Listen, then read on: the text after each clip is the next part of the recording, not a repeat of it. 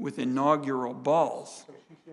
It's going to begin with all-out triage.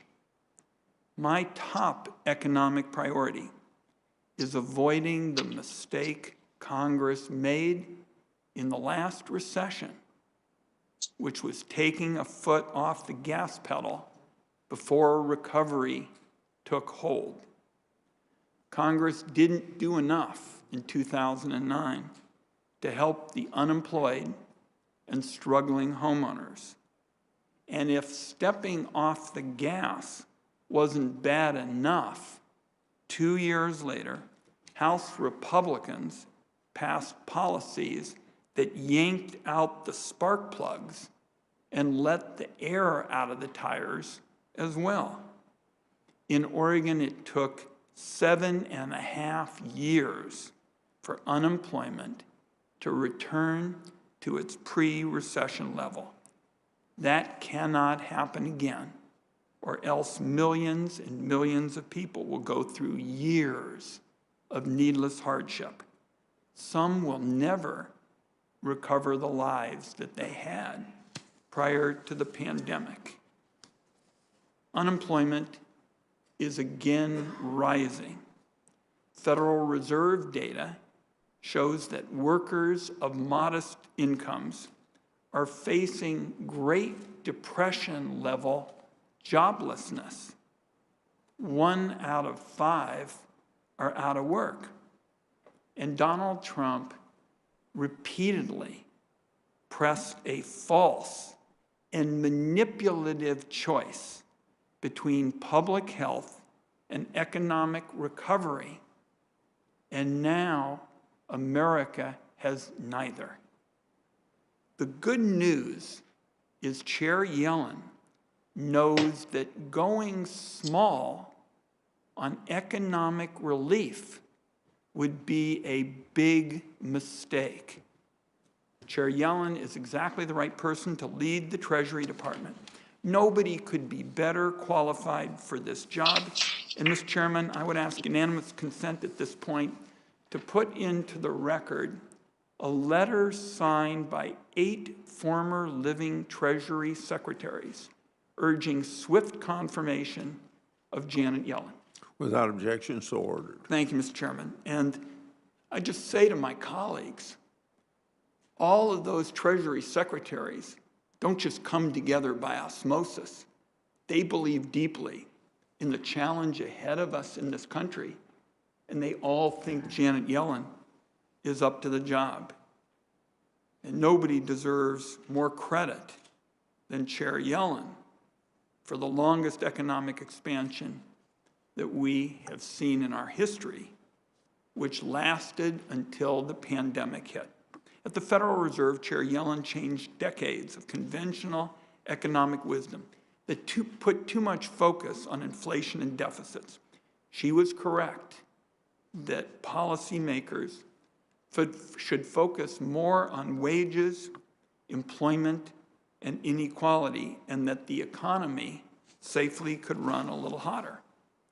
Now, she took some heat at the time from Republicans, but later they tried to attribute Janet Yellen's success to the outgoing administration. But the numbers show the successes of Chair Yellen's approach. Unemployment went down, wages went up, and a lot of working Americans were better off than they were before.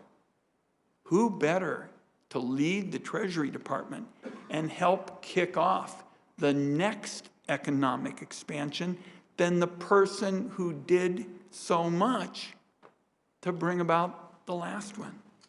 Right out of the gate, the Biden administration and Congress need to send major relief to America's working families. That means increasing relief checks to $2,000, and it means extending enhanced unemployment benefits to all of those who've lost their job through no fault of their own. At Mitch McConnell's insistence, the December economic package reduced unemployment benefits from the CARES Act and extended them only until the middle of March. There are groceries in my refrigerator that are going to last longer than Mitch McConnell's unemployment agenda. Now, this has been a common story of late in Washington. Key economic lifelines expire, they get extended, they expire, they get extended. Congress cannot go on with this snooze button legislating. Our workers and our economy need a government that's predictable and reliable. That means the Congress needs to tether the extension of unemployment benefits to economic conditions on the ground with automatic triggers. Those benefits should not be subject to the whim of one elected official. The tattered patchwork of state unemployment insurance systems also needs fixing. My home state of Oregon saw this when the COVID crash hit. In other cases, it was because Republican lawmakers have intentionally hobbled unemployment insurance programs. Workers suffer because of it, particularly Black and Hispanic workers. Congress needs to reform the program, which I think should include bringing all workers into the system, increasing base benefits, and ensuring that it can hold up in a crisis. Also, part of our work has to involve fixing America's broken down, dysfunctional tax code. And to me, it has to start with the proposition that billionaires, corporations, millionaires have to pay their fair share. I'm developing a proposal to reform the taxation of capital gains for the top 0.3% of 1% of taxpayers. My plan would tax wealth like work, and it would minimize the ability of those who are particularly well off and have all the accountants and all the lawyers to just defer and defer and defer paying their taxes. If you're a nurse, and I was just home for the last close to 10 days in virtual town halls and talking to folks in a socially distant way. And one of the things I discussed is, if you're a nurse in Oregon taking care of COVID patients, you have to pay taxes with every paycheck. You don't get to defer your taxes if you're a nurse treating COVID patients. But if you're a billionaire, you can defer and defer and defer paying taxes, and in many instances, figure out a way to pay nothing at all. My plan would put a stop to that unfairness, and the revenue would help preserve the Social Security guarantee for decades to come, with additional funds for other priorities. Now, the outgoing administration had a different approach. They were big on corporate tax giveaways, and they actually increased incentives to ship jobs overseas instead of eliminating them. I want those mistakes fixed. Before I wrap up, I want to turn to an existential threat for particularly our kids and our grandkids, and that is climate change. Treasury Department's going to have a key role to play on these climate issues. Much of America's energy policy is tax policy. Having worked with my friend from Washington State, Senator Cantwell, we know there are now 44 energy tax breaks on the books. And some of them look like they just came from yesteryear. I've got a bill to replace these 44 breaks with 3 that go right to the heart of a new set of priorities, reducing carbon emissions, promoting innovation. The three are clean electricity, clean transportation, and energy conservation. I'm also developing a proposal that would make polluters pay for the costs of climate change, with much of the revenue returned directly to the American people through annual cash payments. The Treasury Department plays a big role, as Chairman Grassley noted, in trade. Over the last 4 years, the American people got a lot of tough talk about trade, but there was a big gap between the tough talk and delivering on the big promises. This administration drove away our economic allies. It actually isolated us in the crucial fight against trade cheats in China and elsewhere. Members of this committee are also concerned about currency manipulation and other tactics that rip off high-skill, high-wage jobs at a time when wage growth has got to be right at the top of our economic agenda. I'm looking forward to working with a Secretary Yellen on all these issues and more, and I certainly hope, and Chairman Grassley and I have been talking about it, that with her stellar, extraordinary qualifications, we can get her nomination approved as quickly as possible. And it seems to me with the economic crunch we're facing, it ought to be approved on day one. Now, I'll close by saying everybody's got a constitutional right to be foolish, but nobody can question Chair Yellen's qualifications. This country has never had a woman as Treasury Secretary. What a shame. Anybody who doubts Chair Yellen's commitment to policies that give everybody a chance to get ahead just hasn't been paying attention. So colleagues, I look forward to working with all the members, Democrats and Republicans, throughout this session.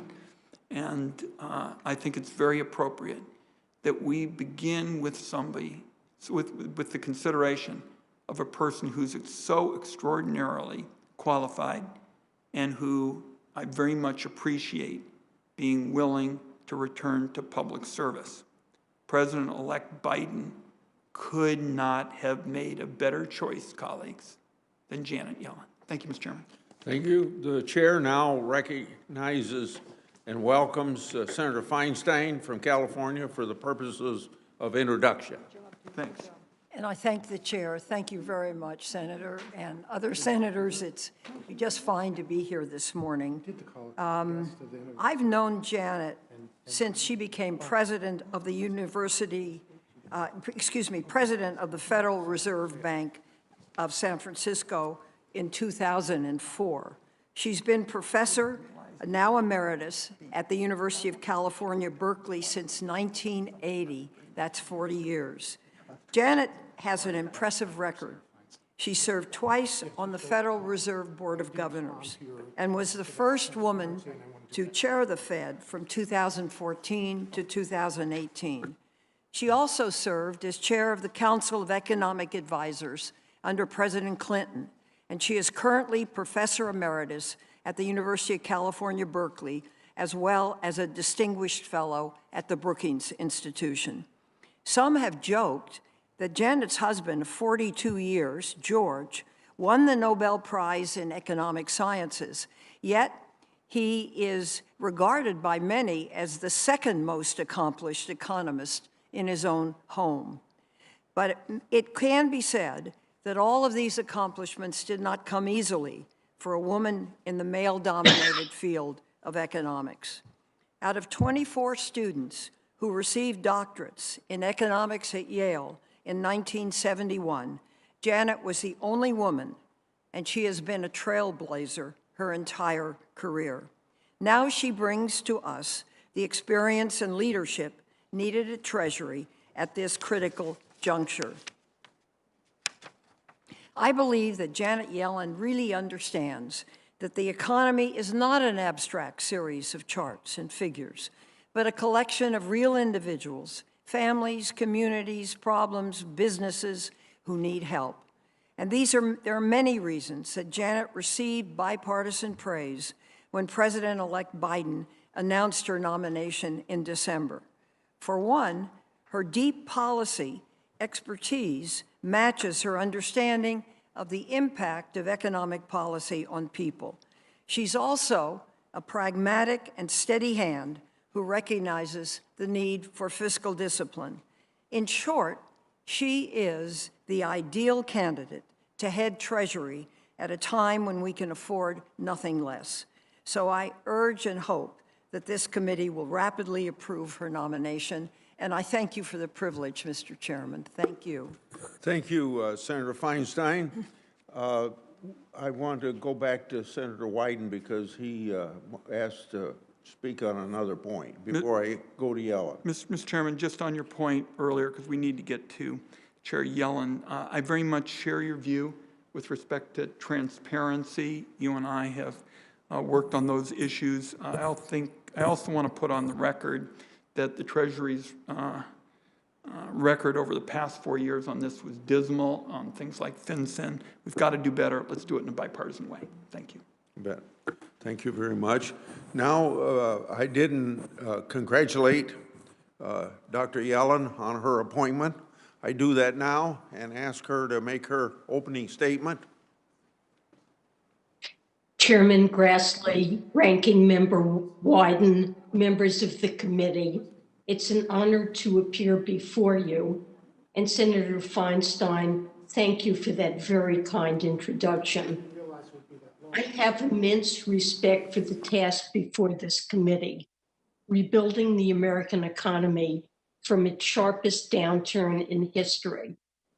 If I'm fortunate enough to be confirmed, I would strive to be a good partner in that work. I've spent almost my entire life thinking about economics and how it can help people during hard times. My father was a doctor in Bay Ridge, Brooklyn. It was more of a working class neighborhood back then. His patients would take the bus up from their jobs at factories or docks, and they'd come to our stoop because that's where my dad's office was, in our basement. He was the kind of doctor who treated the whole patient. He knew about their lives, about when they'd been fired or couldn't pay.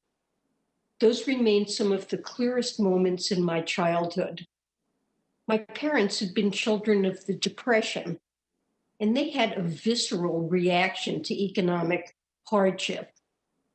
Economics is sometimes considered a dry subject, but I've always tried to approach my science the same way my father approached his, as a means to help people. And this committee, I believe, has viewed it the same way, especially during these last few months. When economists look back on the pandemic, I expect they'll conclude that Congress's actions averted a lot of suffering. But more must be done. Economists don't always agree, but I think there is a consensus now. Without further action, we risk a longer, more painful recession now and longer-term scarring of the economy later. The pandemic has caused widespread devastation. Whole industries have paused their work. 18 million unemployment insurance claims are being paid every week. Food bank shelves are going empty. The damage has been sweeping. And as the president-elect said last Thursday, our response must be too. Over the next few months, we're going to need more aid to distribute the vaccine, to reopen schools, to help states keep firefighters and teachers on the job.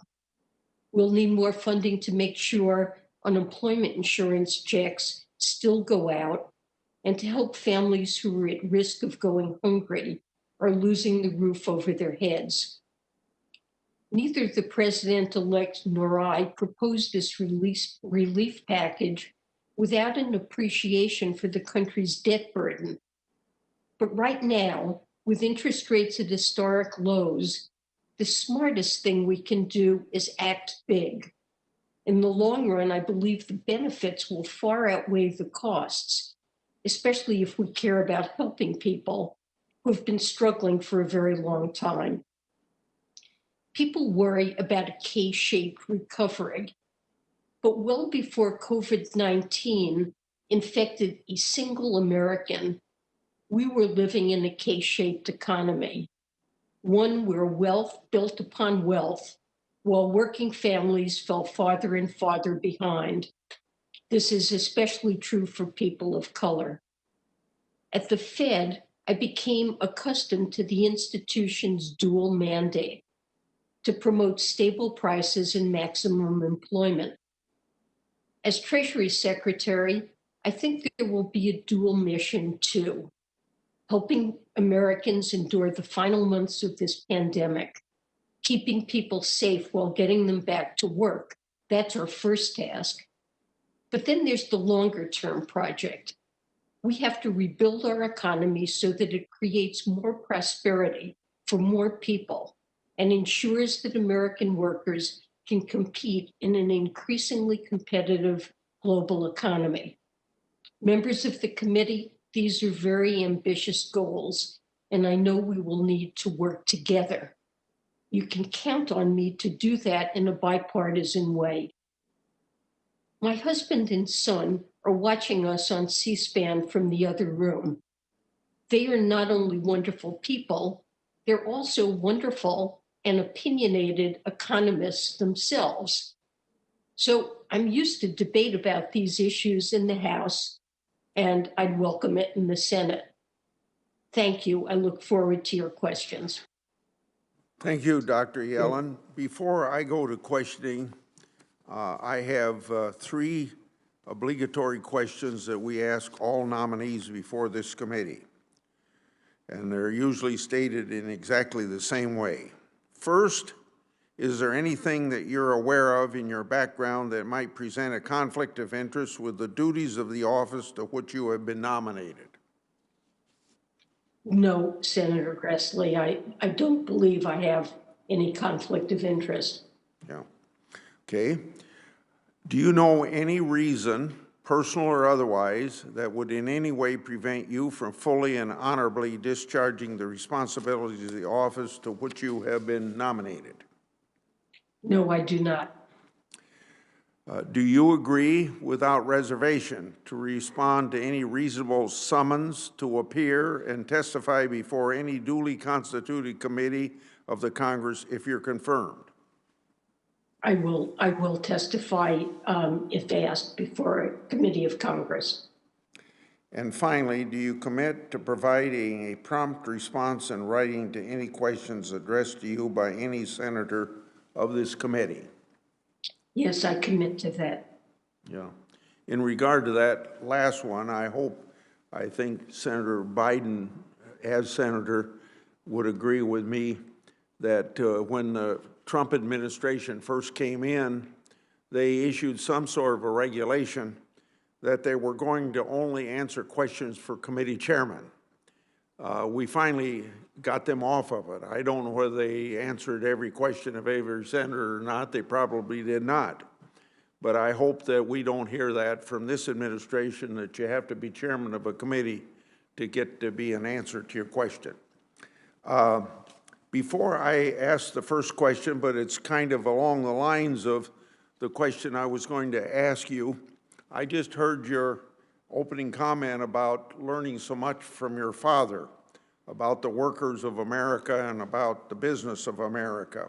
I hope you will continually remind people that you have that background and you take it into consideration every opportunity you can, because I think people think of you being in public service for such a long time, may have forgotten that, just like I think a lot of people think that, that after Chuck Grassley's been in the United States Senate for 40 years, he's forgotten the 10 years he spent on the assembly line with the workers of Iowa. And it's important that they be reminded of these backgrounds. Dr. Yellen, how will you work at Treasury to ensure that the interests of American workers and businesses in rural America aren't ignored? Senator Grassley, thank you for that question. It will be my core focus if I'm confirmed as Treasury Secretary to focus on the needs of America's workers, those living in cities and in rural areas, and to make sure that we have a competitive economy that offers good jobs and good wages. And I really look forward to working with President-elect Biden and his team first to address the critical issues we face as a country now, with the pandemic causing such misery for so many small businesses that have failed, are at risk of failing, need our help, and the unemployed workers who have been so badly affected by the impact of the pandemic, especially on the service sector. It's disproportionately hit the service sector and the workers who are employed in that sector, and it's been particularly brutal in its impact on minorities and on women. And I will be focused from day one on providing support to America's workers and to small businesses, putting into effect as quickly and efficiently as I can the relief in the bill that was recently passed, and then over time working for a second package that I think we need to get through these dark times before the vaccination program enables us to go back to life as we knew it. But over time, I look forward to working with President-elect Biden and his team to build back better and to address many of the challenges that have faced America that have had such an adverse impact on America's workers and small businesses. We need to invest in our infrastructure. We need to invest in R&D. We need to invest in training and workforce development so that we have an economy that is productive and competitive and workers and families can thrive. Please, thank you very much for that question. That was kind of a shotgun approach to questioning. I now have a rifle approach.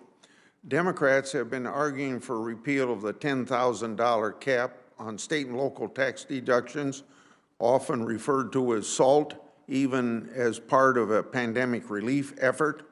Yet even left-leaning commentators such as Tax Policy Center point out that a SALT repeal would provide the top 0.1% of households with an average tax cut of about $144,000, with essentially no benefit going to bottom half of the household earners. Do you think it makes sense for the pandemic relief efforts to prioritize six-figure tax cuts for the wealthiest few when millions of middle-class American families are struggling to make ends meet?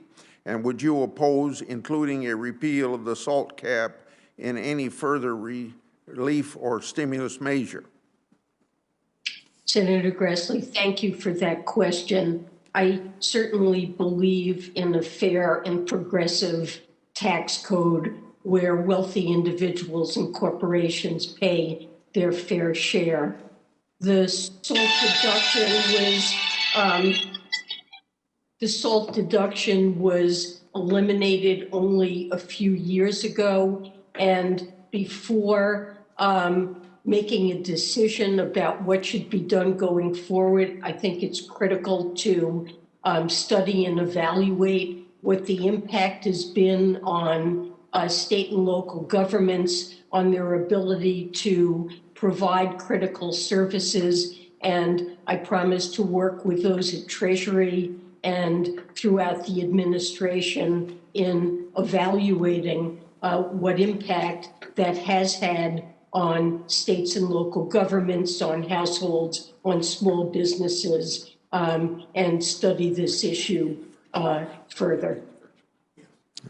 I've got to go to Senator Wyden now. My next question would have dealt with an issue that he and I have worked very closely on in regard to the unfair digital service tax that we see other companies putting on our country. And I'll submit questions like that for answer in writing. Go ahead, Senator Wyden. Thank you, Mr. Chairman. And Chair Yellen, great to have you in the virtual House. And I'm going to see if I can cover a fair amount of ground quickly. I think we all understand that the country has been hit by an economic wrecking ball. And so my first question to you would be, what economic policies will give Americans the biggest bang for the buck in the immediate term? Well, I think relief that we provide to those who are in the greatest need and to small businesses have the best chance of providing both relief to those who've been so badly affected by the pandemic and by creating a great deal of spending per dollar spent, they'll create jobs throughout the economy, having the biggest bang for the buck. So I see, for example, extended unemployment insurance, SNAP benefits, and so forth as having a very large buck. Of course, in a way, the biggest bang per buck comes from the money we spend on public health to make sure that we have widespread vaccinations quickly so schools can reopen and we can get past the pandemic and reopen businesses and the economy safely and avoid scarring that will occur if there's permanent job loss. Good.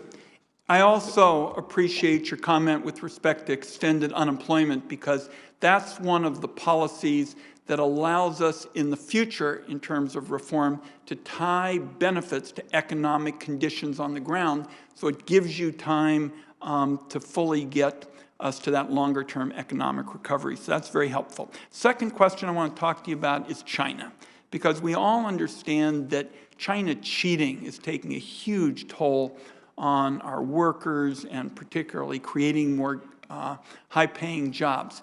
Now, I think that the president-elect is absolutely on the right course, saying he's going to mobilize the allies to work with us in terms of dealing with China.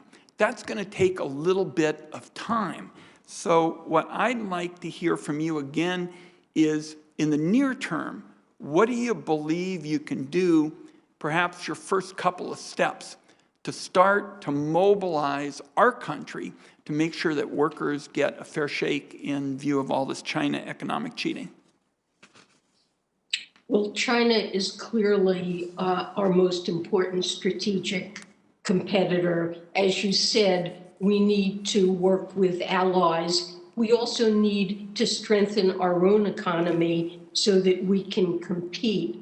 And President-elect Biden will soon come forward with a package to accomplish that by investing in our infrastructure, investing in our people, and creating a more competitive economy in research and development. We need to take on China's abusive, unfair, and illegal practices.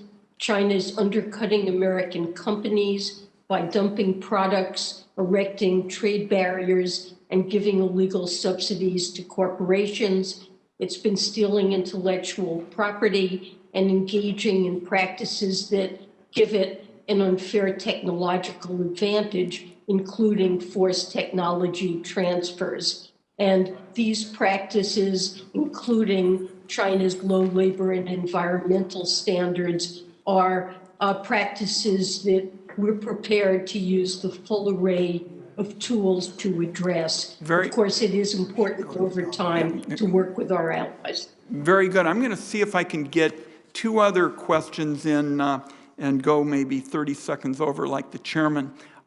You heard me talk with respect to climate change about refocusing our tax code so we can really zero in on eliminating carbon emissions. Can you give us one step that you think you could begin with to tackle this climate question?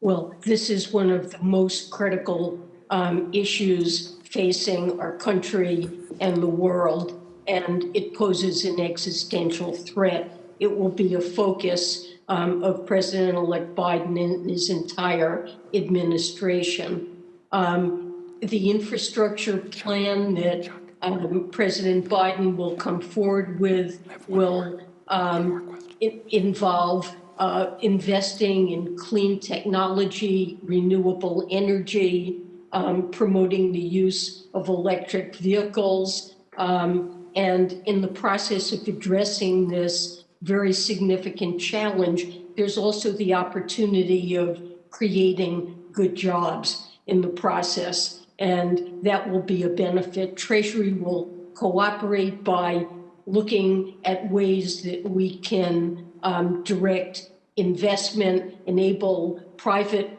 firms to have the information they need to support sustainable investing. One last question very quickly. The Wall Street Journal is reporting on a plan or your comments to affirm the United States' commitment to a market-determined exchange rate if you're confirmed. So obviously Americans are interested in your thoughts on the dollar. Could you briefly outline for the committee your thoughts on the dollar? Thank you, Senator Wyden. I believe in a strong and equitable U.S. economy that delivers good jobs with rising wages for all Americans. Maintaining confidence in the long-term strength of the U.S. economy and the stability of the U.S. financial system is good for America, as well as our trading and investing partners. I look forward to working with Congress to make the U.S. economic recovery as strong as possible. I believe in market-determined exchange rates. The value of the U.S. dollar and other currencies should be determined by markets.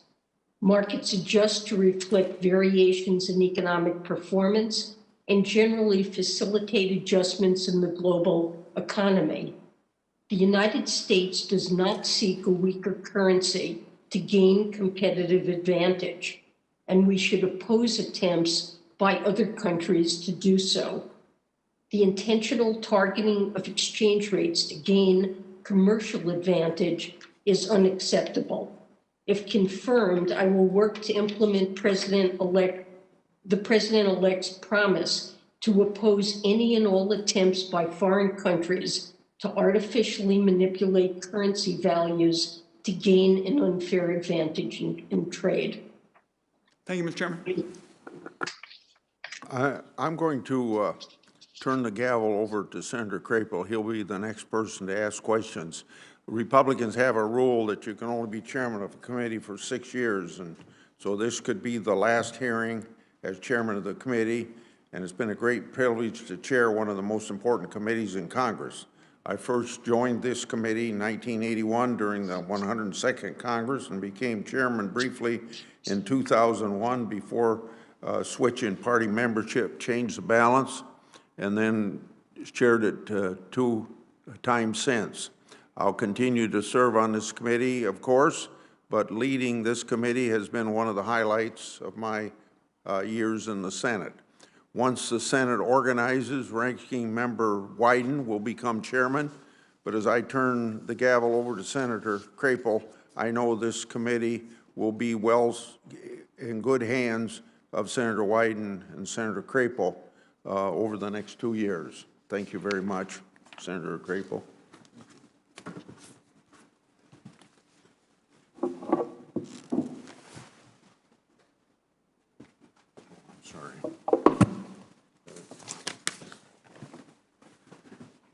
Well, thank you very much, Senator Grassley, I want to commend him, even though he's just stepped out of the room, for his great service and for the opportunity to serve under his leadership as the chairman. And I'll just take a brief moment here to say Senator Wyden and I have worked together for years on a bipartisan basis and have built a lot of really big successes. I look forward to working with you, Senator Wyden, as we move forward.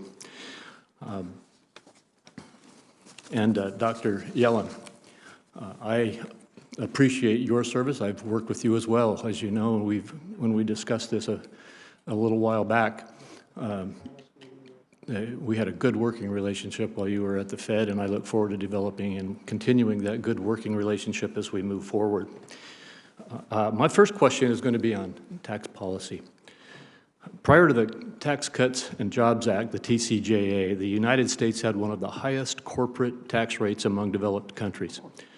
As a part of the TCJA, Congress lowered the corporate tax rate to ensure that our domestic businesses could remain globally competitive. But even now, the corporate tax rate in America is still the 11th highest among developed countries, according to the Tax Policy Center. As a result of the COVID-19 pandemic, U.S. companies are struggling to stay in business and to keep employees on payroll. President-elect Biden's proposals include a significant increase in the corporate tax rate that would hit already vulnerable businesses and put U.S. companies, once again, at a strong competitive disadvantage with the rest of the world. What is your view of raising taxes on struggling businesses during the COVID-19 pandemic?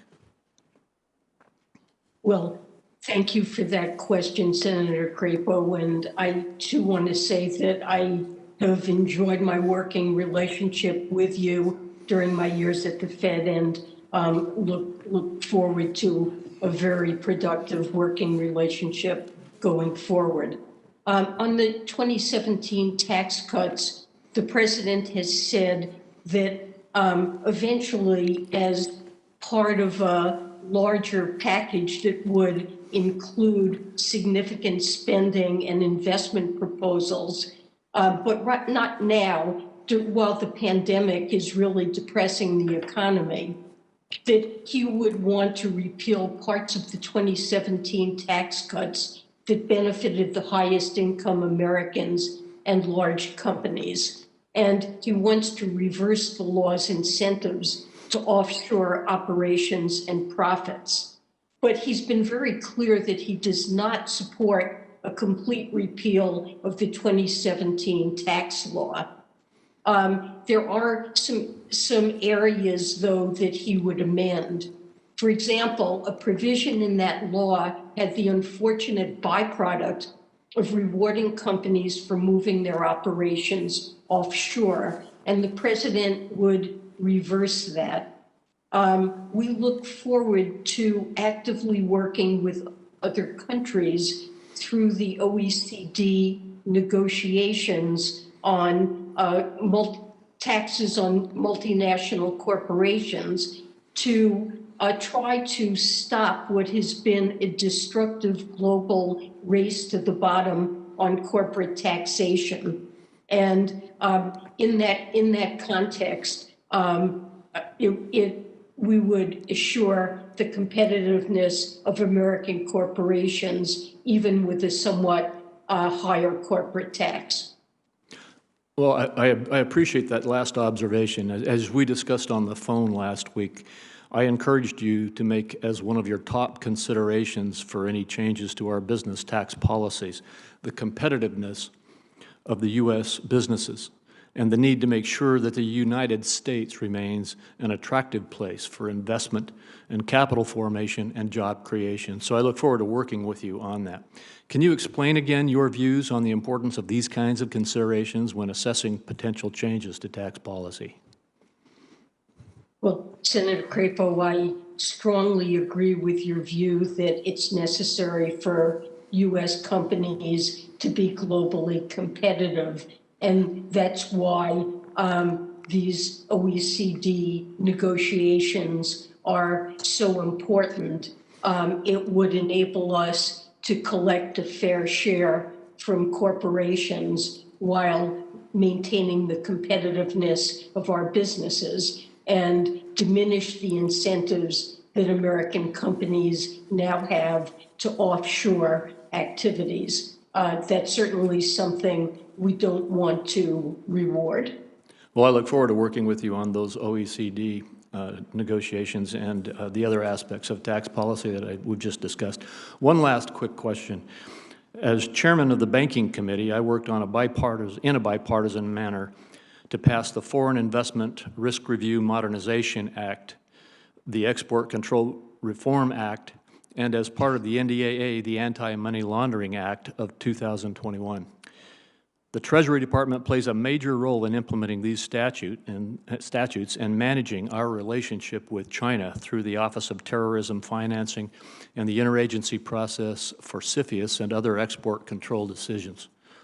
Do you agree to commit to work with me as the Treasury Department moves forward on the export control decisions, the foreign investment, and modernizing our anti-money laundering bank secrecy provisions, as well as beneficial ownership rules?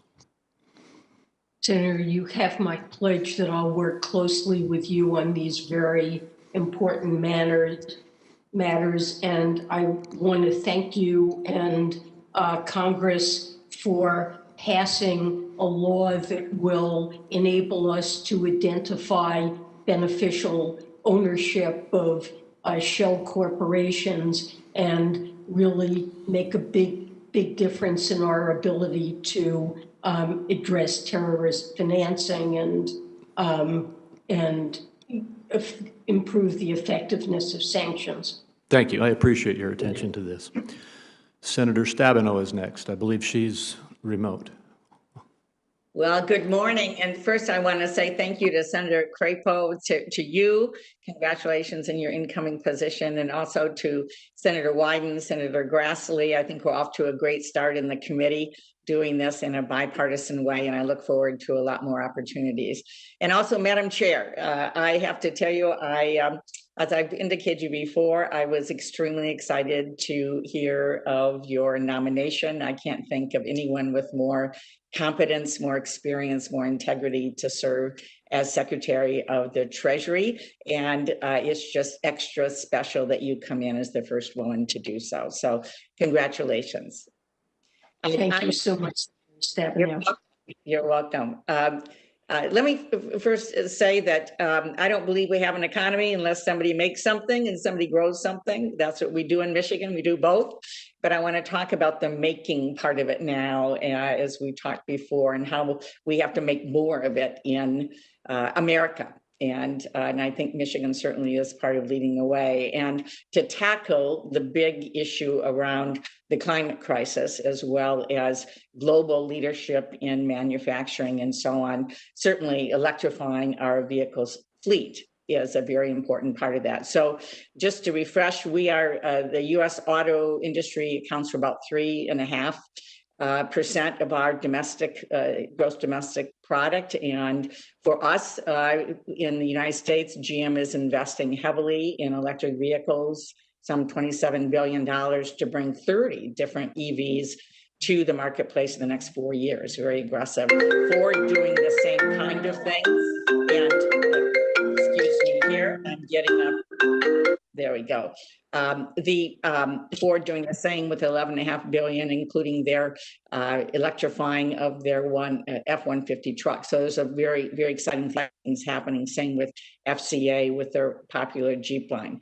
All good news that we are doing that. However, when we talk about China, it's not just stealing our patents and currency manipulation and other things that I have deep concerns about.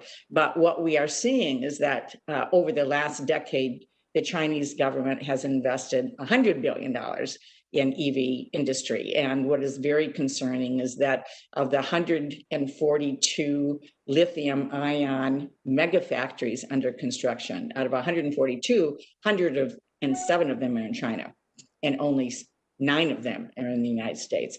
So it's no surprise that by 2025, 54% of the EV sales are projected to occur in China. So we've got to get ahead of this. I know, looking at the Build Back Better plan and our president-elect, I know that he cares and you care about this as well. But I wonder if you could speak for a moment on what we need to do, particularly around the consumer incentives. Until we get enough people purchasing, these consumer incentives are critical. Senator Alexander and I had a bipartisan bill to extend the current consumer credit. This needs to get done this year, and Senator Schumer, I'm working with him on a broader package that's very important to take us the next step in electric vehicles. But I wonder if you might talk about what we need to do, and do you support the consumer credits that we need to create the market for purchasing EVs? Thank you for that question, Senator. Climate change is a critical problem facing the country, and President-elect Biden is committed to a wide range of policies to address it, and in the process, making sure that in doing that, we create good jobs for American workers. As you've suggested, it's important that we make things in America. And electric vehicles are a very important way of both creating good jobs and addressing climate change. The president-elect is supportive of restoring full incentives for electric vehicles. He wants to ensure a robust electric vehicle market. And on top of that, that will involve building infrastructure and making sure that our workers have the skills that are needed to succeed in electric vehicles. Thank you. Along with that, we know that a lot of the jobs in electric vehicles now are the component parts. They are mid-sized employers, the auto suppliers, the supply chain, so critical right now. And we're making these new component parts, and our auto suppliers are very excited to do that. But I'm concerned that with what has happened under COVID, that the piece that just didn't happen as I believe it should, and despite Senator Mark Warner, who did such wonderful work that I supported and worked with our auto suppliers and how we deal with our mid-level businesses, we just, I believe, have not done fully what we need to do to support those jobs. Do you have any thoughts on where we need to go for our mid-level employers that employ about 50 million people in this country? Yeah, I think that you're absolutely right, Senator Stabenow, that the largest corporations that have access to capital markets have not had trouble raising money. We have a heavy focus on small businesses, trying to get them the aid they need, and mid-sized businesses have had problems. The Main Street lending program the Fed set up was not very effective at reaching them. And so that's an important area for us to focus on, making sure that capital is available for those businesses so that they can continue to create jobs and thrive in our economy. Thank you. Senator Stabenow. Are out of time. I would just, not a question, but just, Madam Chair, you and I have talked about the multi-employer pension crisis. I'm deeply concerned about that and the over 1.3 million workers and families that are affected. So I look forward to talking with you more and developing a way to protect those middle-class Americans. Thank you, Mr. Chairman. Thank you. And I've been notified by staff that those who are remote may not have the clock in front of them, so I'll try to remind those who are remote when their time runs out. Next is Senator Thune. Thank you, Mr. Chairman. Dr. Yellen, welcome. Congratulations. I'm going to try and roll a lot of thoughts and questions into sort of one big package here. But the one thing that concerns me that nobody seems to be talking about anymore is the massive amount of debt that we continue to rack up as a nation. And in fact, the President-elect has proposed a $2 trillion fiscal plan on top of that which we've already done, which would add somewhere on the order of about $5.3 trillion to deficits, and that's according to the Committee for a Responsible Budget, of which you have been a board member. That's 25% of GDP, and it would move the additional debt above 100% debt to GDP, it's categories that we haven't been in literally since the 1940s.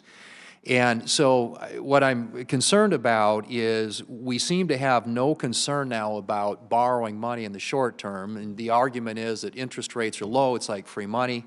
It's not, it has to be paid back. And at some point, the risk-return ratio that people who are lending us money are going to say is not sufficient for the risk, and we're going to demand a higher interest rate. That'll happen at some point. Interest rates will start to normalize, and we have to refinance at a higher interest rate.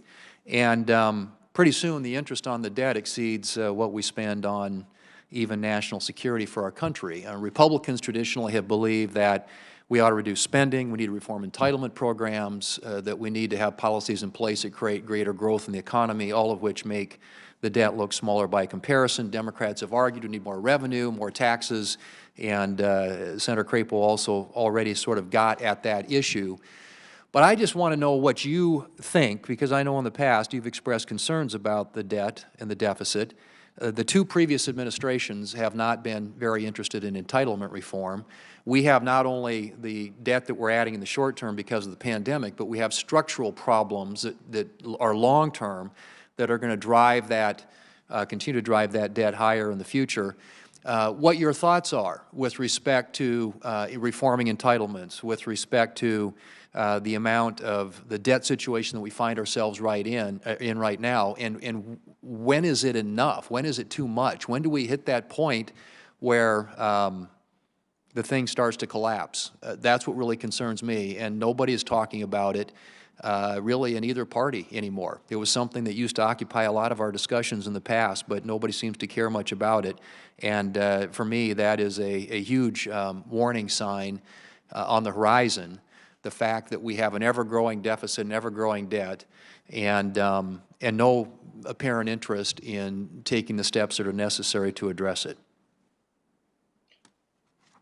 Senator, I agree with you that it's essential that we put the federal budget on a path that's sustainable, and that we're responsible and make sure that what we do with respect to deficits and debt leave future generations better off.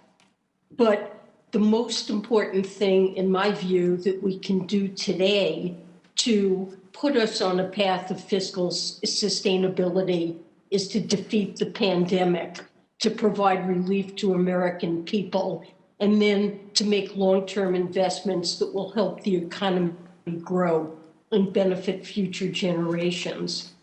To avoid doing what we need to do now to address the pandemic and the economic damage that it's causing would likely leave us in a worse place fiscally and with respect to our debt situation than taking the steps that are necessary in doing that through deficit finance. We really have to worry about scarring of due to this pandemic of workers and the loss of small businesses that can really harm the long-run potential productivity of our economy and leave us with long-run problems that would make it difficult to get back on the growth path that we were on. And it's really critically important to provide this relief now, and I believe it would be a false economy to stint.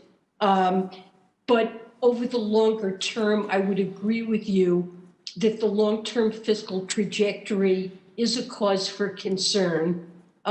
It's something we will eventually need to attend to, but it's also important for America to invest in our infrastructure, invest in our workers, invest in R&D, the things that make our economy grow faster and make it more competitive. And it's important to remember that we're in a very low interest rate environment. And that's something that existed before the pandemic hit. Interest rates were low even before the financial crisis of 2008.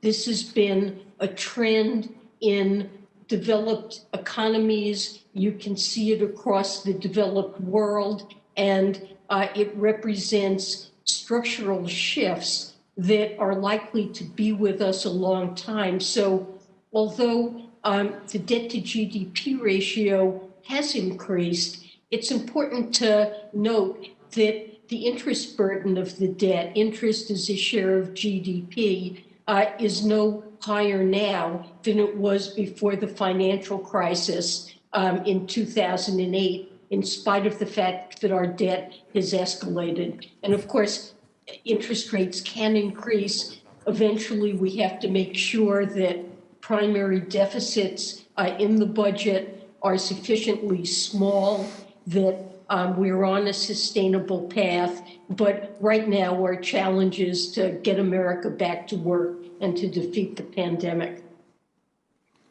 Thank you. Senator Cantwell.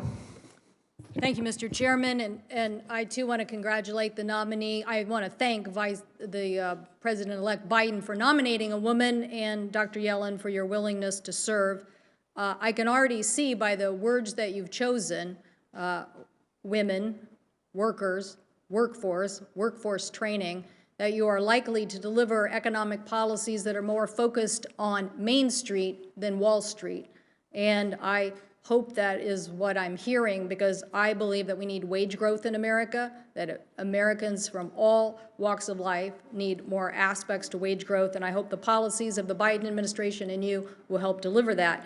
I have 4 areas that I'd like to quickly go over, if I could, that are important to these policies. First, I want to make sure that you are going to protect federal taxpayers and their investments as far as the private banking that exists in America, and that you will protect, continue to enforce the important laws that are on the books, and use the Federal Stability Oversight Committee to make sure that we're protecting depositors from having the federal government, again, ever having to bail out Wall Street, and to make sure that we're focusing on Main Street instead.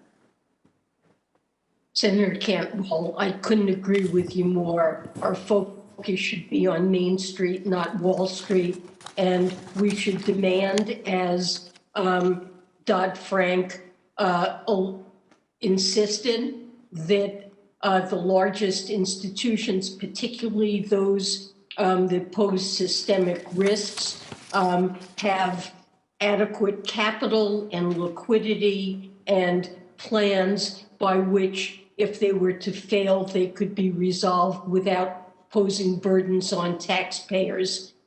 During my time at the Fed, I worked very hard to strengthen the banking system, to make sure that these institutions don't operate in ways that would harm Main Street. And I am pleased to see that when the pandemic hit, and there was a good deal of financial disruption, that especially the largest banks have been able to, due to the reforms that were put in place, continue to lend to survive with adequate capital and to support the needs of households and businesses. And you have my absolute pledge that this will continue to be my focus. Thank you. I have to jump to the next one because it's very important. I have an economy that's 1 in 4 jobs are related to trade. I've not been a fan of the Trump administration's what I would call unilateral protectionism. I don't think that this is the direction in an economy where 95% of consumers live outside the United States of America. We have digital trade issues that need to be resolved. We have national security issues that need to be resolved. So a recent Oxford Economics trade war study said that the Trump administration's trade war cost us 245,000 American jobs. And the Federal Reserve Bank of New York and Columbia University found that U.S. companies lost $1.7 trillion in the price of their stocks as a result of U.S. tariffs imposed on trade wars. So I'm asking you, do you repudiate basically unilateral protectionism? Senator, I believe we should try to address unfair trade practices, and the best way to do that is to work with our allies rather than unilaterally. And when the unfair practices have to do with things like stealing intellectual property and engaging in forced technology transfer, or subsidies that provide an unfair technological advantage, I think we should focus directly on those practices and work with our allies to make sure that they're addressed. Well, we in the Pacific Northwest believe in an export economy. And so we want an export economy to take place, so you have to have trade. And so we want to continue to focus on that. I do believe in using sanctions, though, and I think the Trump administration failed to be as aggressive on sanctions. So I want to make sure that you will use that as an economic tool, particularly as it relates to cyber attacks on our infrastructure. In the last few weeks, there have been so many momentous occasions. I think we've lost sight of the incredible impact of what happened with the hacking on our information system. And I want to know that you will use sanctions when necessary on people who have attacked our infrastructure. Sanctions are a critically important tool to address cybersecurity and other threats. And you can be sure that I will be focused on making sure that they're used strategically and appropriately. And I intend to ask my deputy, if he's confirmed, Wally Adeyemo, to quickly begin a review of our sanctions policy to make sure we're doing this in a strategic way and in the most effective way we can. Thank you, and I look forward to working with you on increasing affordable housing tax credits. My colleague, Senator Young, and I continue to, we know you understand how much affordable housing is important to our country and economy. Thank you, Mr. Chairman. Thank you, and I agree with you on that as well. Next is Senator Menendez. Thank you, Mr. Chairman. And Dr. Yellen, congratulations on your nomination. Look forward to supporting you.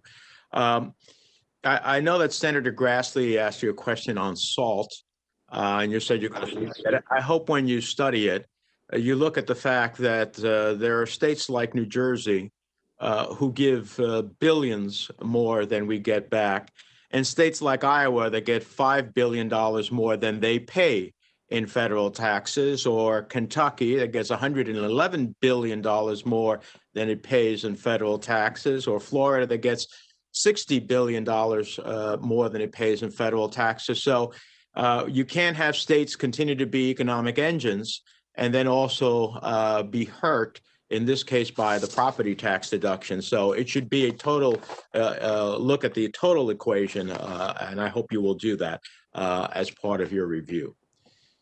To do that. Now, since 2020 of the last year, state and local governments have laid off 1.3 million workers. That's 1.3 million doctors and nurses and teachers and school custodians, 1.3 million essential workers we rely on to fight for us on the front lines of the battle on COVID. It's economic malpractice from my perspective, what is happening. Could you explain some of the lessons that were learned from the 2008 Great Recession and the consequences of Congress failing to adequately address the fiscal crisis facing state and local governments that are causing these and other impending layoffs? Well, as you know, in 2008, when the economy suffered such a serious downturn, state and local governments saw a huge shortfall in revenue and increased need to spend on safety net type programs, and they faced massive deficits. And although Congress and the administration passed the American Recovery and Reform Act and spent at the federal level, there was a huge offset just from the total economic point of view that came about because state and local governments have to balance their budgets, and they were forced to slash their workforces. And the same thing as you just described is happening now. And it's fair to say that was a drag on the economy, is it not? It was a tremendous drag on the economy, and the same would be true now. And as you mentioned, we are seeing layoffs, especially of teachers, but prospectively of policemen and firefighters and So other it essential wouldn't workers. be a good time to withhold fiscal support from state and local governments. Not in my view. Right. Now, you stated that the economic fallout of the pandemic is, quote, an American tragedy, and I agree. What makes it uniquely an American tragedy is that minority communities, and as the longest serving Latino in Congress, I can tell you that community, African Americans and other minority communities, have borne the disproportionate brunt of the COVID-related economic fallout. In December, nearly 10% of African American workers, 9.3% of Latino workers were unemployed, compared to 6% of the other population. 28% of Black renters and 24% of Latino renters were not caught up on their rent, compared to 12% of white renters. 55% of African American adults and 51% of Latino adults reported difficulty in covering their expenses, compared to 31% for white Americans. That's a very dark and dire picture. If confirmed, you'll be in a position to promote policies to reduce racial inequality, especially as we continue to fight the COVID-19 pandemic. Can you give me a sense of how you plan to ensure that our response to the economic crisis will also help the minority communities that are being disproportionately hurt? Senator, you cited some dramatic and disturbing statistics, and they're absolutely right. This pandemic is taking just an unbelievable toll on low-income workers and on minorities, especially. And because I am so concerned about the impact on minority communities, the very first meeting that I had after my nomination was announced was with representatives of racial justice and equity groups to hear from them what their needs are. And I promise you that I will be fully focused on putting into place at every level relief for these communities. An example would be the state small business credit initiative that is contained in President-elect Biden's package announced last week.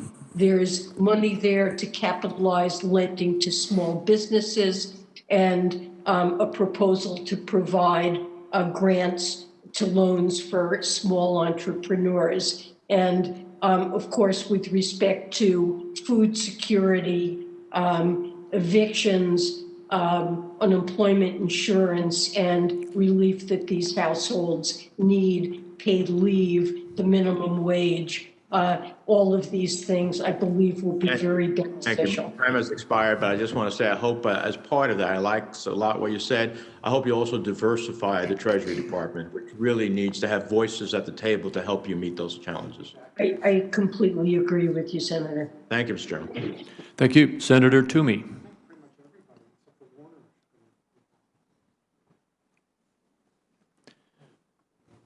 Is Senator Toomey online? I'm told that he is not, so we will move on. Senator Carper. Yeah. I'm told you're here, Senator Carper. Oh, excuse me. All right, we'll go on to Senator Scott.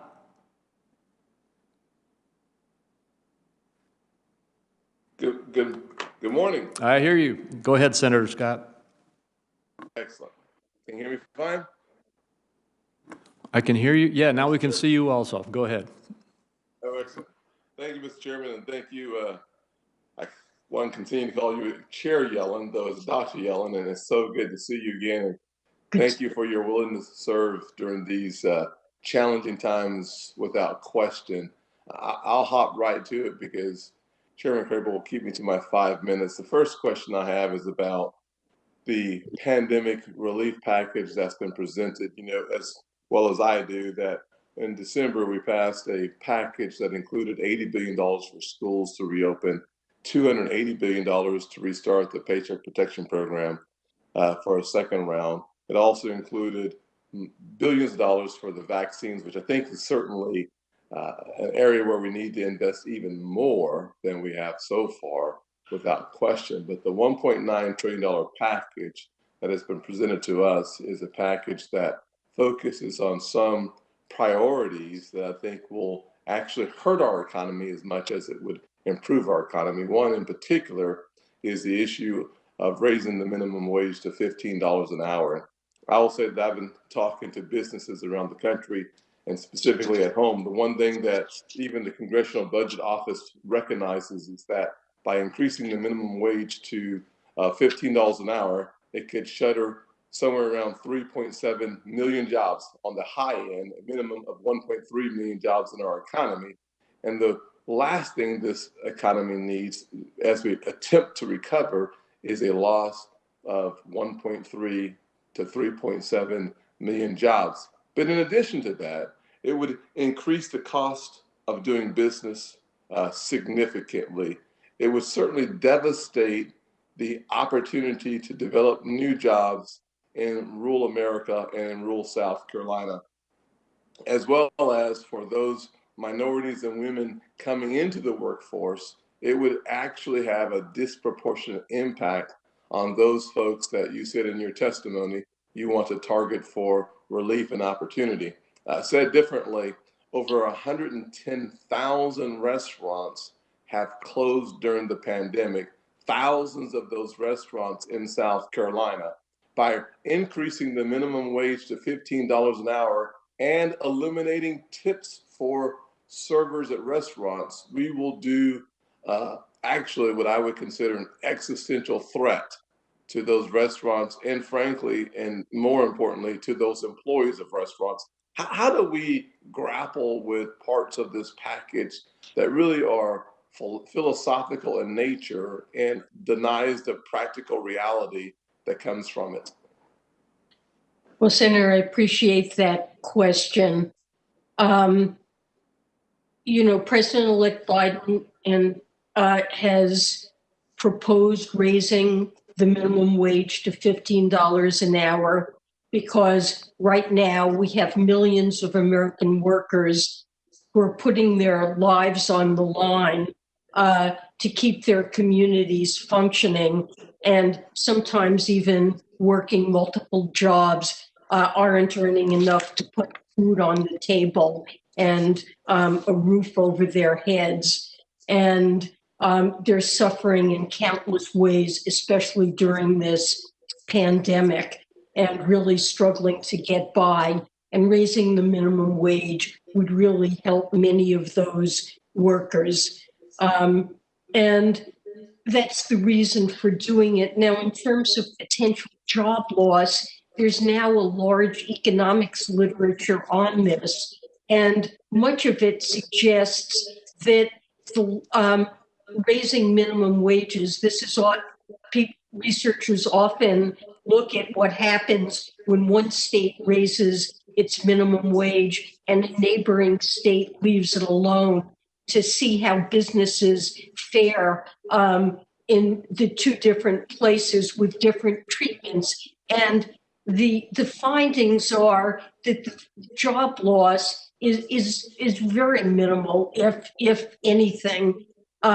So I think that the likely impact on jobs is minimal. That's my reading of the research. And of course, I agree with you, small businesses are struggling, and it's critical to help those businesses. I appreciate the PPP package in the recently passed bill. I pledge that we will do everything we possibly can to get that money out to struggling businesses effectively. It is critically important to help those businesses. The money that's been allocated to CDFIs to support them and their lending, especially in low and moderate income communities, that's critically important aid. And President-elect Biden has proposed yet more aid to these businesses so that they can survive this pandemic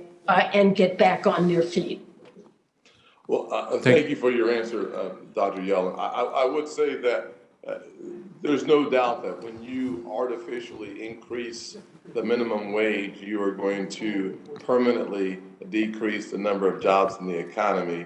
When we have a market-driven increase in the minimum wage, we see production go up and the value of work increases as well. My final question in my time that I have left, which doesn't look like any. Actually, your time's would be expired. around.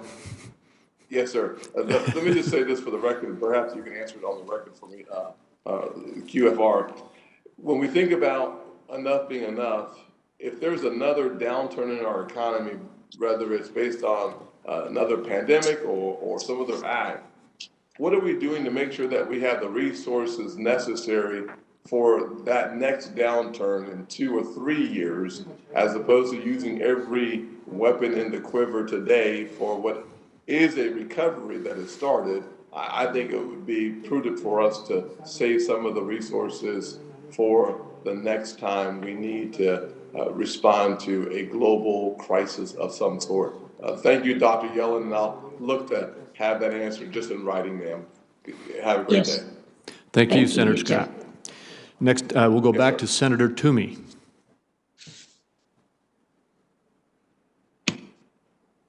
Thank you, Mr. Chairman. Can you hear me? Yes. Thank you. And Dr. Yellen, welcome, and thank you for your past service to the country and for your willingness to serve in this capacity.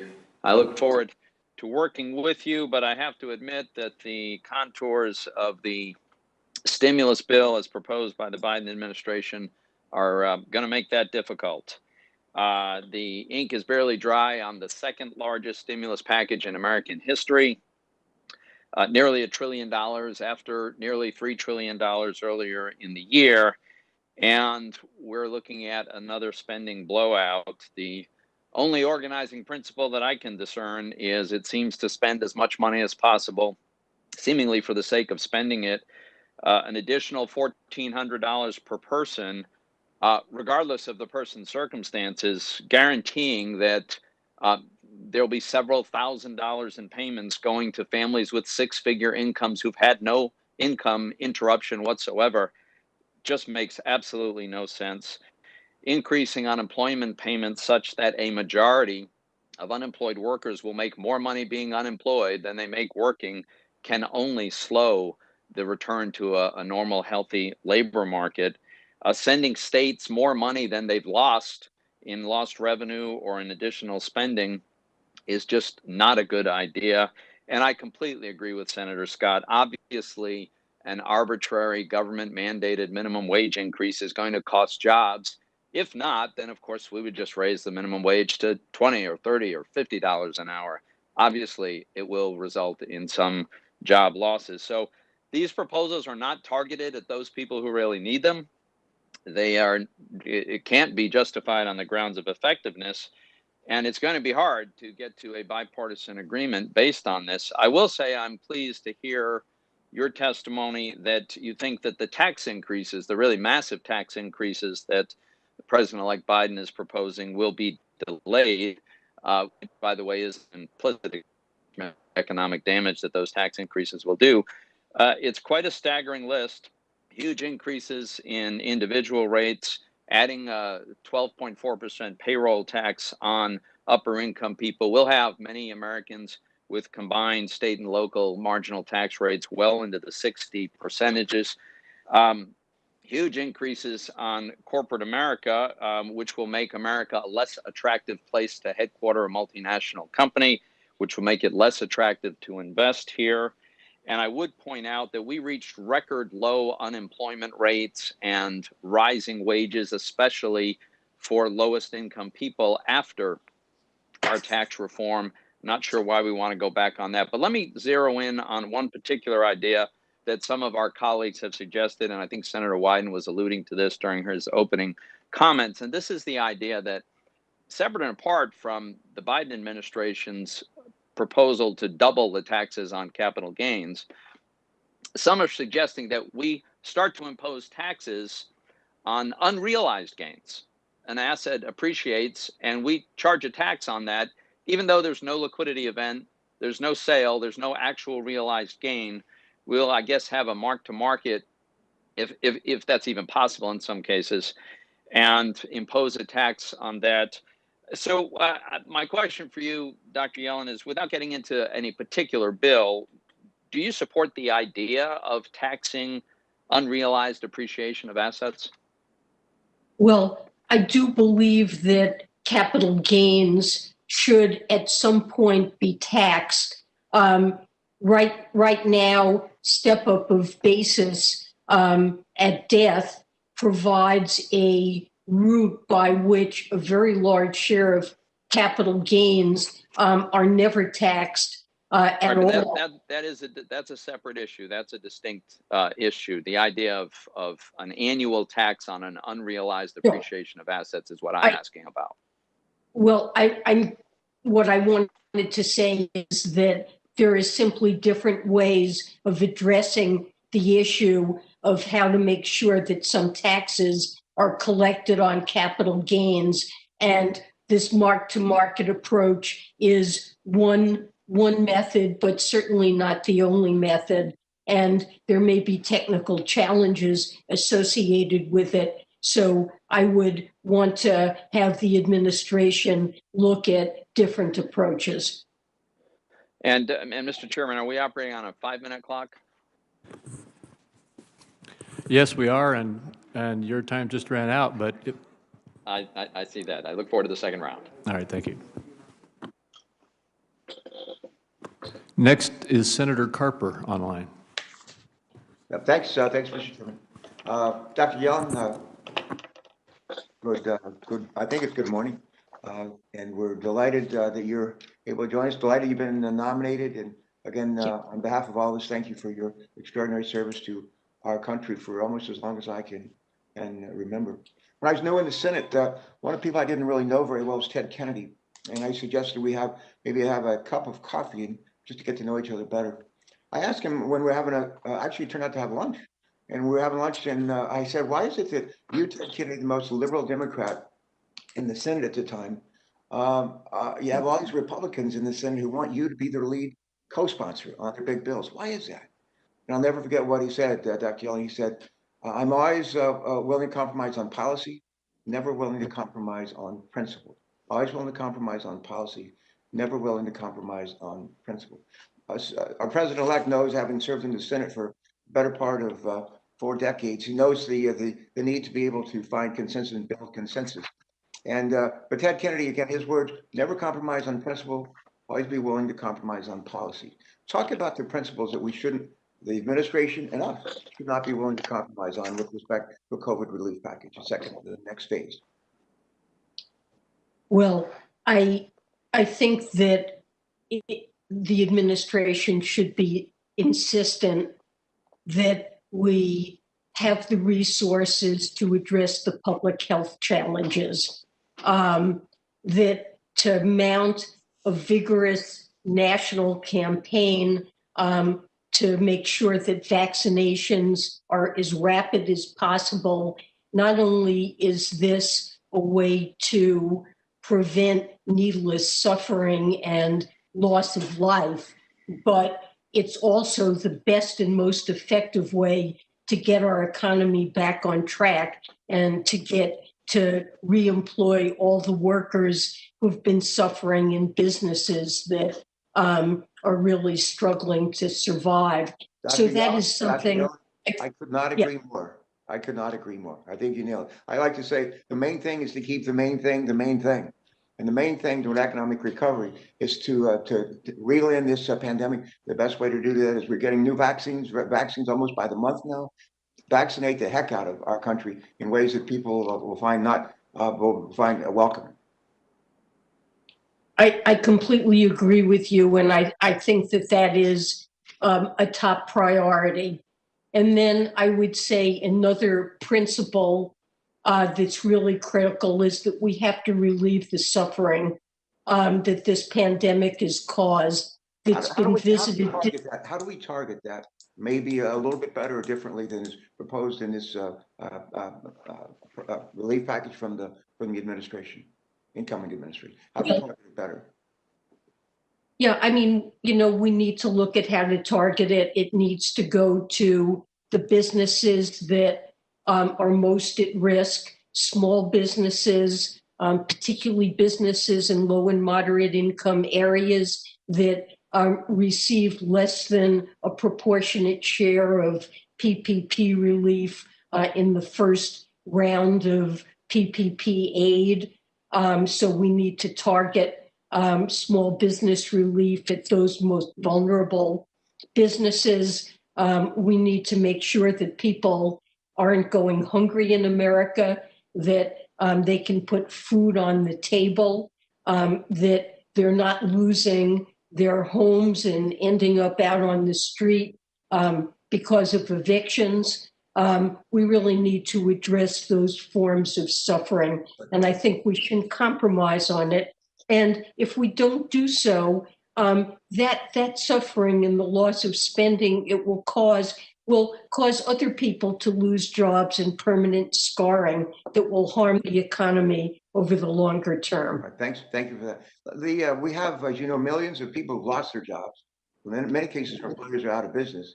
And the folks that have lost their jobs don't have the skills to be able to do the jobs that are out there being going untaken.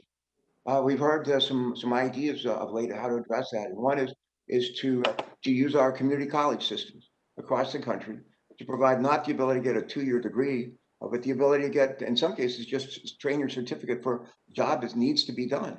Would you think out loud about that? I'm strongly supportive of supporting the community college system. I think it provides a wide range of very valuable training. In some cases, helping people to go on to college, but in many cases, providing training, as you indicated, to workers who've lost their jobs, who need new skills, a new credential to be able to move into jobs that are available in expanding sectors. And I think investing in that system, making sure it's available to anybody who needs it and can benefit from it is really important. Thanks so much. Mr. Chairman, I may have used up my time. Yes, you have. Can I just mention a question for the record, and then I'll stop, if I could, please?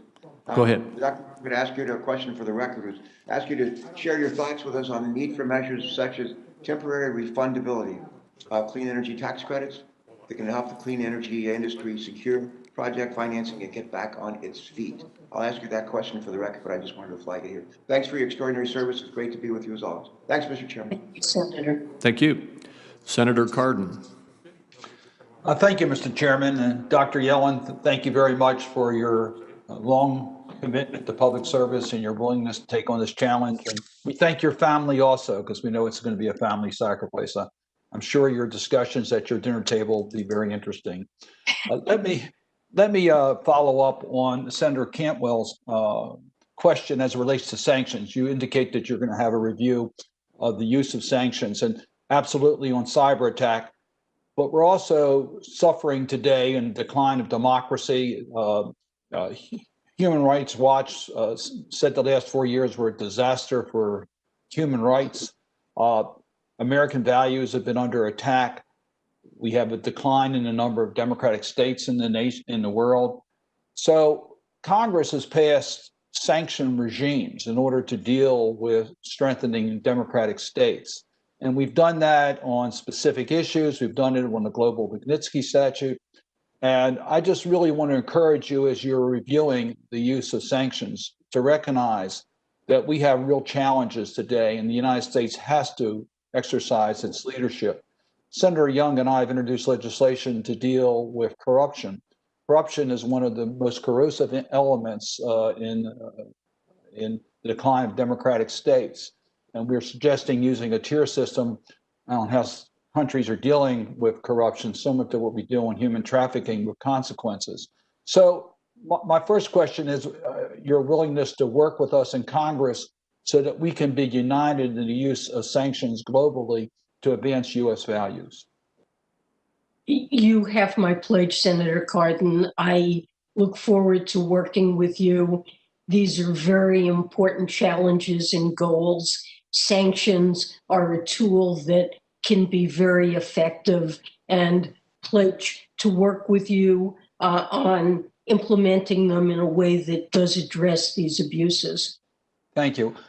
My second point is an area that has been mentioned by many members, including yourself in your opening statement, and that is dealing with our minority community, the underbanked community, the underserved community as we come out of COVID-19.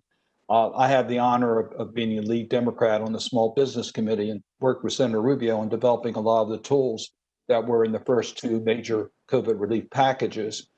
And we learned a lot from that. And it's difficult to get to the underserved communities. And we really do need to concentrate and find better ways to dealing with it. We did learn that small businesses that are stressed much prefer a grant than a loan, even a forgivable loan, because they really don't want to put another loan on their books. So we've looked at ways to develop grants that are targeted to the most vulnerable small businesses. We know that they need resource partners so that they are not last in line, but first in line in order to be able to get help. We know that there's very limited amount of venture capital, particularly in emerging markets for minority small businesses. And we certainly know the smaller the small businesses are the more vulnerable ones. So my plea to you is, as you are developing these packages, please work with us on what we found has worked and what has not worked, so we can really help the most vulnerable of our small businesses, our most vulnerable of our communities, as we look for tools to help those communities that are targeted to provide the relief to communities that have been left out for way too long. Senator, I pledge to work with you closely on that. This is a very high priority objective of President-elect Biden.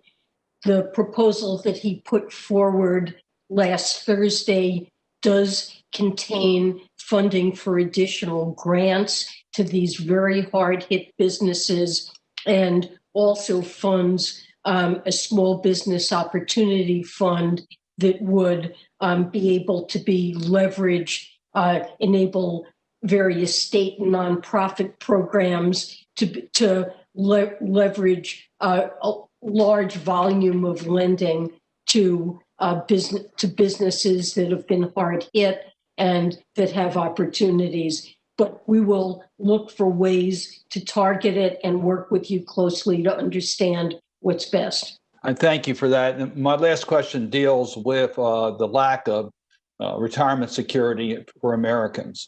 Before COVID-19, we were not doing what we needed to do. As a result of COVID-19, more and more households are not saving anything for retirement today. We've passed some legislation in the past, the Secure Act. I've worked with Senator Portman on bipartisan legislation. We're working on bipartisan legislation in this Congress. I would just urge you to be an active partner with us in how we can increase retirement security options for workers in this country. I completely agree with the priority that you place on this, Senator Cardin. It's really so many families are not prepared for retirement, haven't been able to save for it. It's a huge problem, and the pandemic is making it worse as hard-hit families are running down their saving. I think in this economy, everyone needs access to a workplace retirement saving plan, and look forward to working with you to address this issue. Thank you very much, and thank you for your willingness to serve. Thank you. Thank you. Senator Cassidy.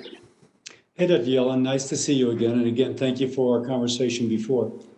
You used the word targeted multiple times in your response to Senator Cardin. Senator Carper suggested that perhaps the Biden plan could be a little bit more targeted. The extra $1,400 to families, some of whom are working. They've seen no decrease in their income, many of whom actually, and efforts are analysis from the first check that went up $1,200 showed that for many it turned out to be discretionary income, or they put it in savings, and there's some reports that there was more money invested in the stock market.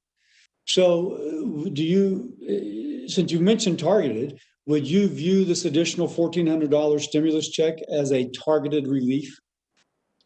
Well, I believe that in the president-elect's proposal, it would go to individuals earning $75,000 or less, or couples earning less than $150,000 or less. Some families presumably don't greatly need the money, but there are many families who are under stress, who people have had to drop out of the labor force, So can I ask you- aren't receiving Can I unemployment. ask you on that? Not to be, I only have 5 minutes, so, but on the other hand, the unemployment insurance that is going out there would be a very directed relief for those who've had to drop out of the workforce. Totally accept that. So, but it seems like the 1,400 on top of the unemployment and on top of some of the other, the rent relief, for example, seems to be less targeted. And I go back there because targeted keeps on coming up. Well, it is less targeted, but there are many families that are bearing exceptional financial burdens that are not addressed by unemployment compensation. People who've had to drop out of the labor force because their children are out of school, who simply can't participate because they need to take care of family priorities. Okay, can I interrupt again? Just because I don't mean to be rude, I only have 5 minutes and I only have 2.5. There's also money for education. And I'll note that in the COVID relief package just passed, plus the CARES package, I think we put in a net of $66 billion for education. The total federal outlay is typically only $57 billion. So we've actually over 100% of what the schools already get. Again, if we're looking at what is targeted, although I'm sure there's always somebody who has need, it seems as if that need would have been met with an over 100% increased subsidy to those schools. I'll just mention that. Let me ask you a couple more things. The previous administration considered issuing 50-year bonds to take advantage of the low interest rates and to retire some of the shorter term bonds. Is that something that you would consider? Because I think they decided against, but I'm just wondering what your appetite would be, what you think just this administration's appetite would be for that. Well, there is an advantage to funding the debt, especially when interest rates are very low, by issuing long-term debt. And I would be very pleased to take a look at this issue, examine what the market would be like for bonds of that maturity, and interested in hearing your thoughts on this issue and working with you on that. Then let me also ask about infrastructure, because that may involve borrowing. And infrastructure, clearly the problem of the big package has been, how do we finance? Now, if we spend roughly $450 billion on increased stimulus checks, well, intuitively, that's going to take away some of the appetite for more deficit spending for an infrastructure package. But obviously, putting Americans back to work with an infrastructure program would be very beneficial for Americans.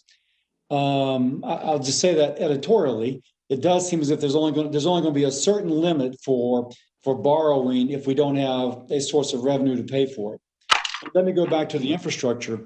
What thoughts do you have on infrastructure, and is this one of the programs that you think the Biden administration would be considering not raising revenue for, but rather just borrowing in order to pay for, to get the economic benefit?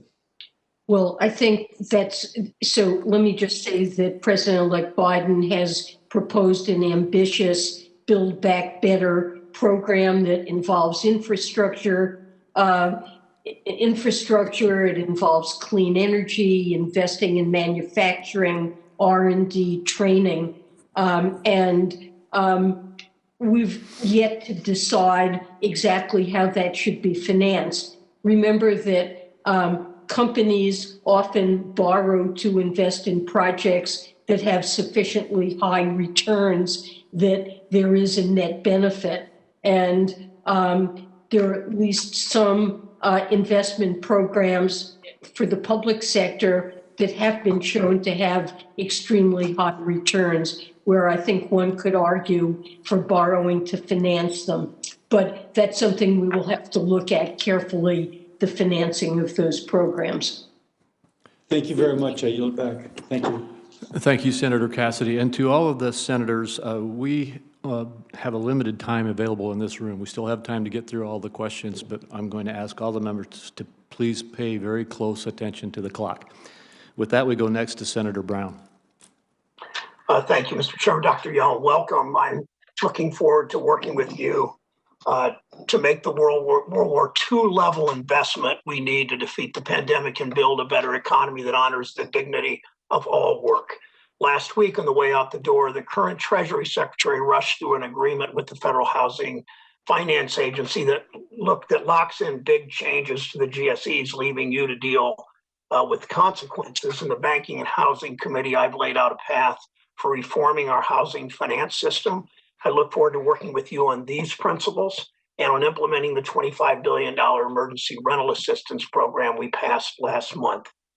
We also need to make sure that IRS is enforcing our tax code in a fair way. I want to work with you to make sure IRS's auditing and enforcement activities don't have disparate impacts for Black and Brown communities, as soon-to-be Chair Wyden has brought up also. Another critical issue is fixing the multi-employer pension crisis. There are over 1 million Americans relying on us to save the pension that they've already earned. I'm glad Senator Stabenow raised that earlier. I look forward to working with her and with you to address this problem, which gets worse by the month. Many of us also were excited that the president-elect included an expansion of the earned income child tax credit, and the child tax credit in the rescue plan, especially the refundability of it. That's going to make a huge difference in the lives of so many families. I thank my colleague, Senator Bennett, for his partnership on this. For the first time ever, and we've talked about this, we can give families the option to put their CTC checks, to get their CTC checks monthly. That's what my Working Family Tax Relief Act calls for. If we combine that with the plan to give every American access to a no-fee checking account at a community bank, a credit union, or the post office, we can give millions of families the security of a steady financial boost and give them more power over their lives. They won't have to worry about a predatory financial institution charging them exorbitant fees just to use their own money. So I have two quick yes or no questions. If we make monthly distribution an option for families, will you ensure that IRS makes every effort to implement it as fast as possible? Yes, I will. I'll need to consult with IRS, but I'll try to get it implemented as rapidly as possible. And Madam Chair, if the IRS needs additional funding to make this happen, will you make sure the President-elect's budget proposal includes the funding IRS will need? Yes. Okay, thank you. Turning now to the impact, following up on Senator Menendez on state and local governments, how that affects millions of workers. My state faces a $2.4 billion budget gap. My state, all states need help to prevent layoffs of teachers and firefighters and sanitation workers and children's service workers. I'm glad President-elect Biden understands that, is calling for that $350 billion in new aid. Just if you would expand a bit briefly, what are the costs if our country fails to make this investment in local and state governments? Well, we're already seeing substantial layoffs of teachers, and with budget shortfalls, we're going to see further layoffs of essential workers, including policemen and firefighters and sanitation workers. And not only is this going to be a further hardship for these essential workers in the communities that they serve, but it's also going to have ripple effects through the economy as they contract their spending and create further job losses throughout the economy. I think it's very important that we provide this aid. It's also critical to get children back to school. State and local governments and their school systems need the resources to reopen schools. It's President-elect Biden's plan to try to have that happen within the next 100 days, but the schools need more resources that state and local governments would be hard-pressed to provide. Thank you, Madam Chair. A number of my colleagues have talked today about competitiveness. It's clear from your comments you understand that that corporations paying their fair share in reforming our tax code so it puts workers first American Jobs First, actually helps American competitiveness. Investing in workers through the dignity of work helps us be more competitive. Mr. Chairman, I'll just close with this, that I wanted to talk for a moment about the work that you and I did in the Banking Housing Committee. I appreciate Chair Yellen's comments today in the New York Times about restoring FSOC to its intended role. I look forward to working with the chair and with Ranking Member Toomey on that. Climate change, creating clean energy jobs, implementing, as you and I have talked, Madam Chair, implementing our anti-money laundering bill. We're losing billions of tax dollars to these anonymous overseas shell corporations, revenue that could be used to do a lot of the things that we've talked about today. So I'm thrilled that you're returning to public service. And Mr. Chair, I thank you for your forbearance. Thank you, Senator Brown. Thank you so much, Senator. Senator Lankford. Thank you. Dr. Yellen, thanks again for stepping back into government service. It is not an easy thing for anyone to be able to step in and do, especially in this season. So thanks for stepping back in again to be able to do that. Let me ask you a whole multitude of questions, and I'll try to be rapid and to be able to walk through some of these. You made a comment to Senator Thune earlier saying eventually we're going to have to deal with the issue of debt. What is kind of the warning sign that you look for? And is there an upper limit to the federal debt that we should be watching for? And in your perspective, what are the key signs? Because if you use the word eventually, that would tell me that you don't think it's infinite. What is that upper limit? Oh, well, I would agree with you. I think there's no single metric that summarizes our overall fiscal situation. But one metric that I do think is useful to keep in mind is the interest burden of the debt. What share of our economy of GDP is going to pay interest on the debt? The higher that gets, the more we find we have to use tax revenue just to pay the interest on the debt. And eventually that can lead to having to curtail other services, other spending, or eventually lead to runaway debt accumulation. That would be an unsustainable path. In a very low interest rate environment like we're in, what we're seeing is that even though the amount of debt relative to the economy has gone up, the interest burden hasn't. So I would keep the interest burden in mind as a metric. Right now it's low, but longer term, we have to make sure that deficits that we run in the federal budget are consistent with stability in that kind of ratio. I would submit that we have to find an earlier warning sign, because once interest rates start ticking up, in some ways it's too late because you have so much debt that's there and the interest rates begin to tick up. If you find that moment where it's unsustainable, it rapidly gets worse. You made a comment in an interview in 2018 that I want to be able to follow up with you on it. In this particular interview, you said the United States debt path was unsustainable, and that if I had a magic wand, I would raise taxes and cut retirement spending. Do you remember what you meant by that? It was a comment that you made in 2018, and I'm not playing quiz show with you to try to go back and to be able to review that, but I want to know just your perspective in 2018. If you had a magic wand, because of unsustainable debt path, I would raise taxes and cut retirement spending. Well, we've long known that as our population ages and if medical expenses, healthcare costs continue to rise over time at rates faster than the general level of other prices, that there would be increasing shortfalls in both Social Security and Medicare, and that eventually we would need to find ways to address it. And it doesn't have to be these very important programs. I think it's important to remember that once upon a time, poverty in the United States, if you looked at who the poor population was, it was the elderly. And these programs have played an essential role in giving Americans a safe and secure and dignified retirement. So we need to preserve these programs and certainly preserve the benefits, especially for lower income Americans who depend on them. So you're not discouraging retirement you're not discouraging retirement savings or tax incentives for individuals that choose to Well, I think, retirement.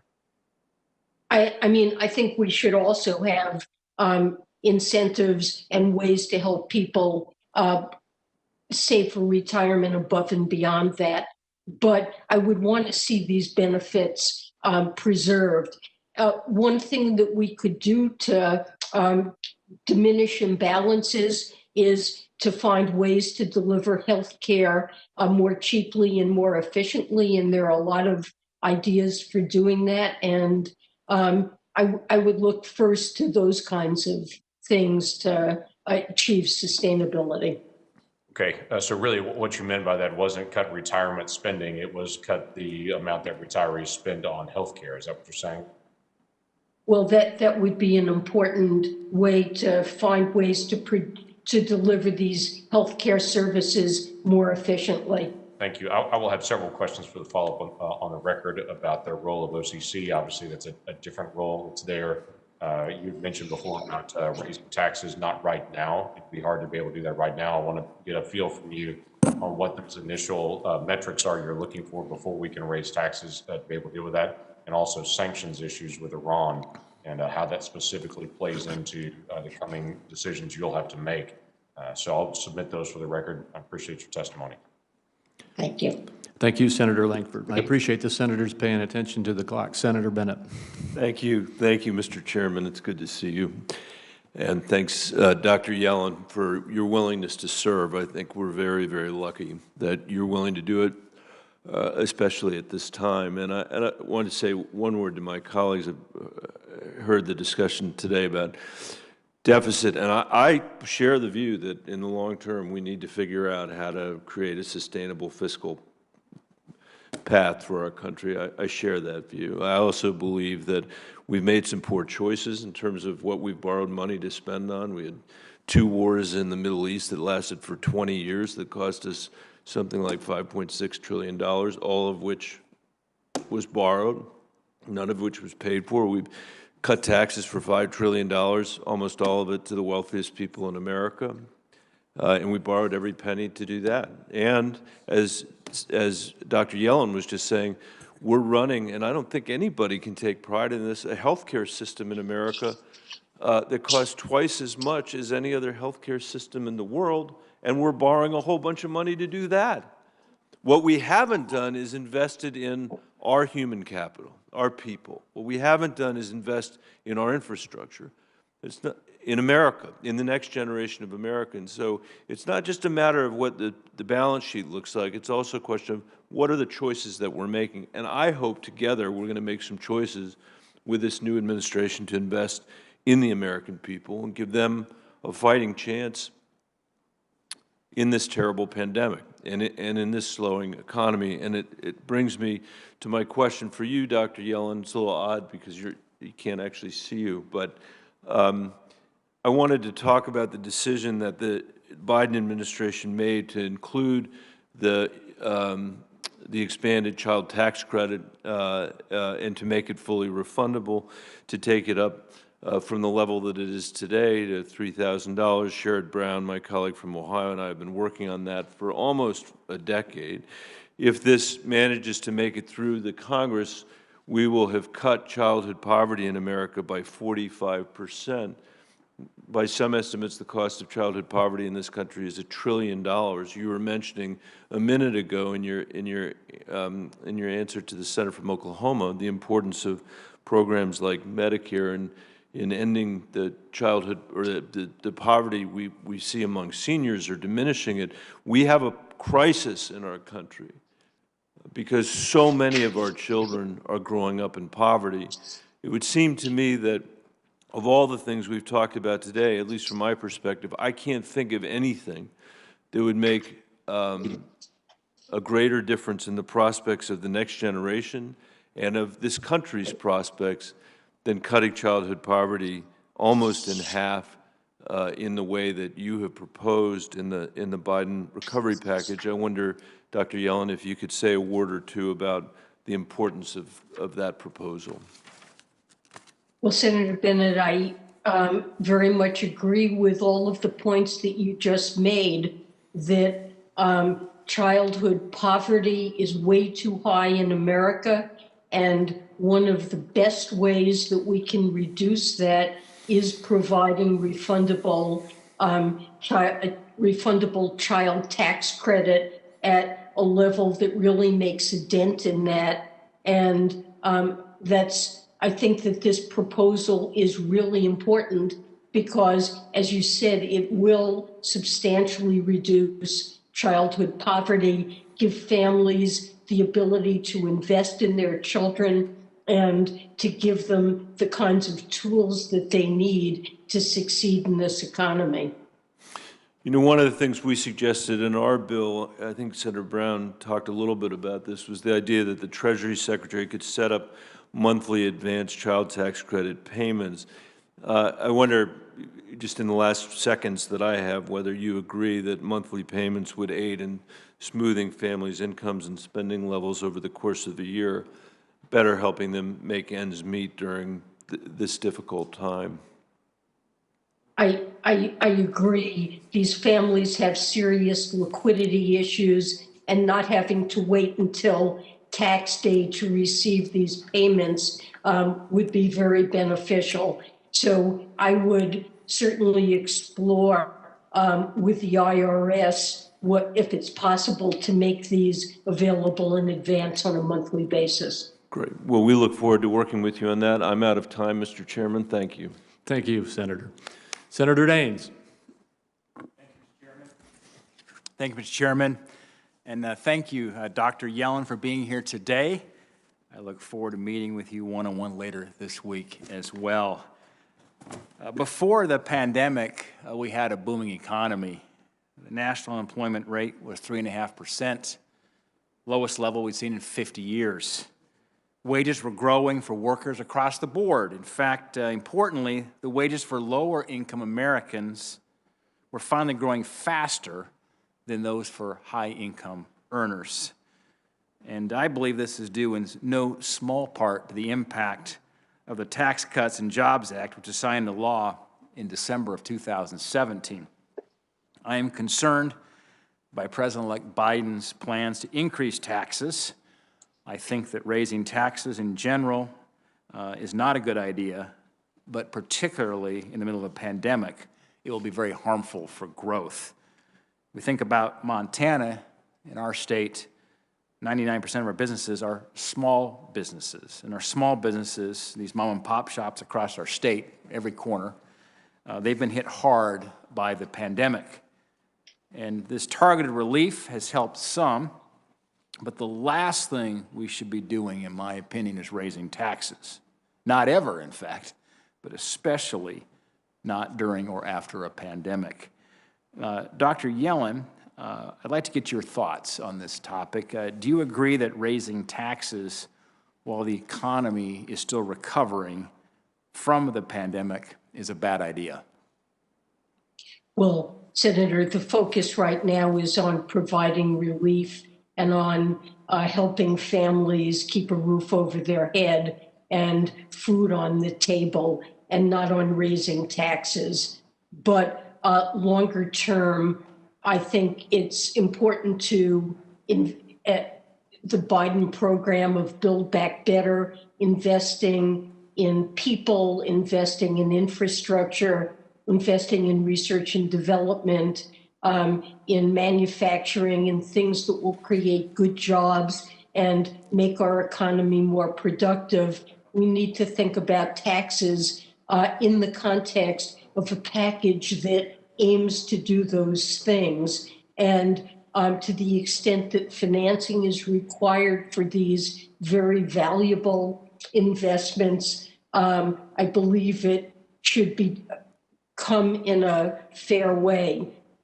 Taxes collections relative to the economy have declined over time, and although the corporate tax cuts, I think, did improve the competitiveness of American businesses, and President-elect Biden is not proposing to raise the corporate tax to the level before that act, it's very important that corporations and wealthy individuals pay their fair share. And the proposals that he will make will be in the context of an overall package that's very beneficial to the economy. And I think working in the context of the OECD negotiations on global taxation, we have much greater leverage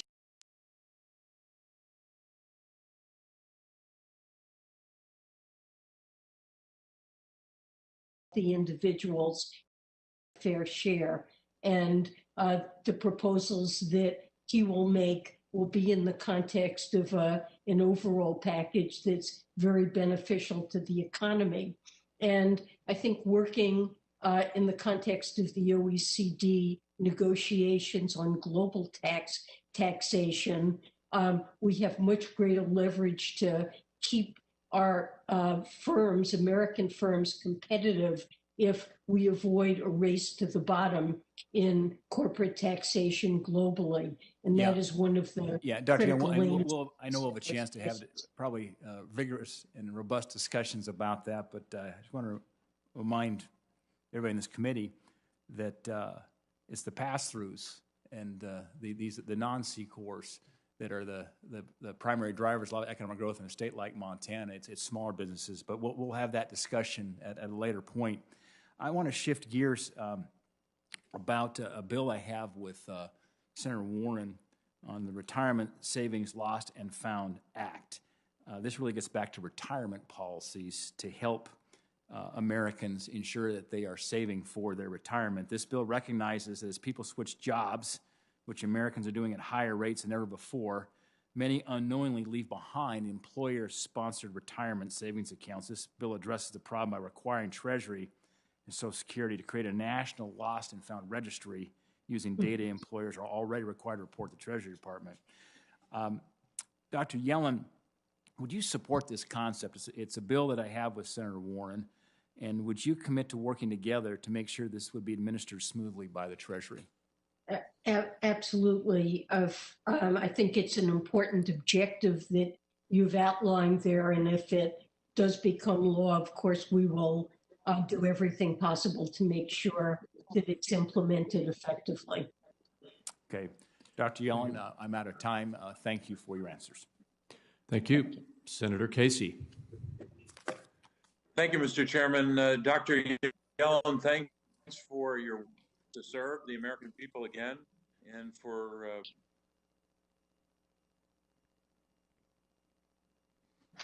I'm sorry, I can't hear you. Senator Casey, can you hear us? I can hear you. Oh, we can hear you again. Why don't you start again? Okay. Oh, Doctor, thanks so much. I hope you can hear me. Now I can hear you.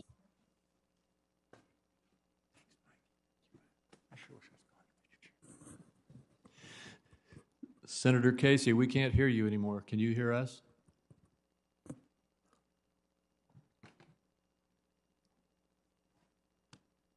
I take it that we have a technical difficulty. When we can get Senator Casey back connected, we will return to him. Senator Whitehouse, I think, has had to step out. No, I'm here. Oh, good. Go ahead, Senator Whitehouse. Okay, great. Bob, sorry to bump you. I hope your technology improves. Dr. Yellen, welcome back. Good to be with you. The American political system right now is rotten with dark money. Anonymous donors are all over our political system with huge contributions in what has been aptly described as a tsunami of slime flowing through our country. ProPublica has chronicled the inconsistent statements made by some of these groups between what they report to the IRS and what they report to election officials. Both statements are under oath, so when they're inconsistent, that raises a red flag. I just wanted to flag for you that when you are confirmed, I intend to ask you to direct a review of the IRS 501c policies, because it's my belief that for a long time, the policies of the IRS have been very misaligned with the statutory direction that Congress gave the IRS over these agencies. and that to a degree, the IRS was bullied into taking these non-statutory positions because there was so much blowback from the dark money forces and from their mouthpieces when they tried to intervene. I think the 501c problem and the extent to which anonymous money is now interfering in our politics is deadly serious. And I hope when I ask you, you'll take an honest look at this and not appoint someone to do it who'll give it a whitewash, and instead take a really good hard look at what went wrong. Senator, I would be very glad to work with you on that. You're pointing to very disturbing situation, and I'll need to get up to speed on where things are with that, but I would be glad to initiate a serious review of this matter. Good. Another serious matter is Freddie Mac warning of a coastal property values crash around the country because of climate change-driven sea level rise. 40 sovereign banks warning of systemic global risk to the economic system from climate change. Economists warning of a carbon bubble that will clobber the U.S. economy. And given how serious all of that is, I'm wondering where your senior level climate person will be in the Department of Treasury. There's no specific office. How are you going to staff addressing climate at the most senior levels of Treasury?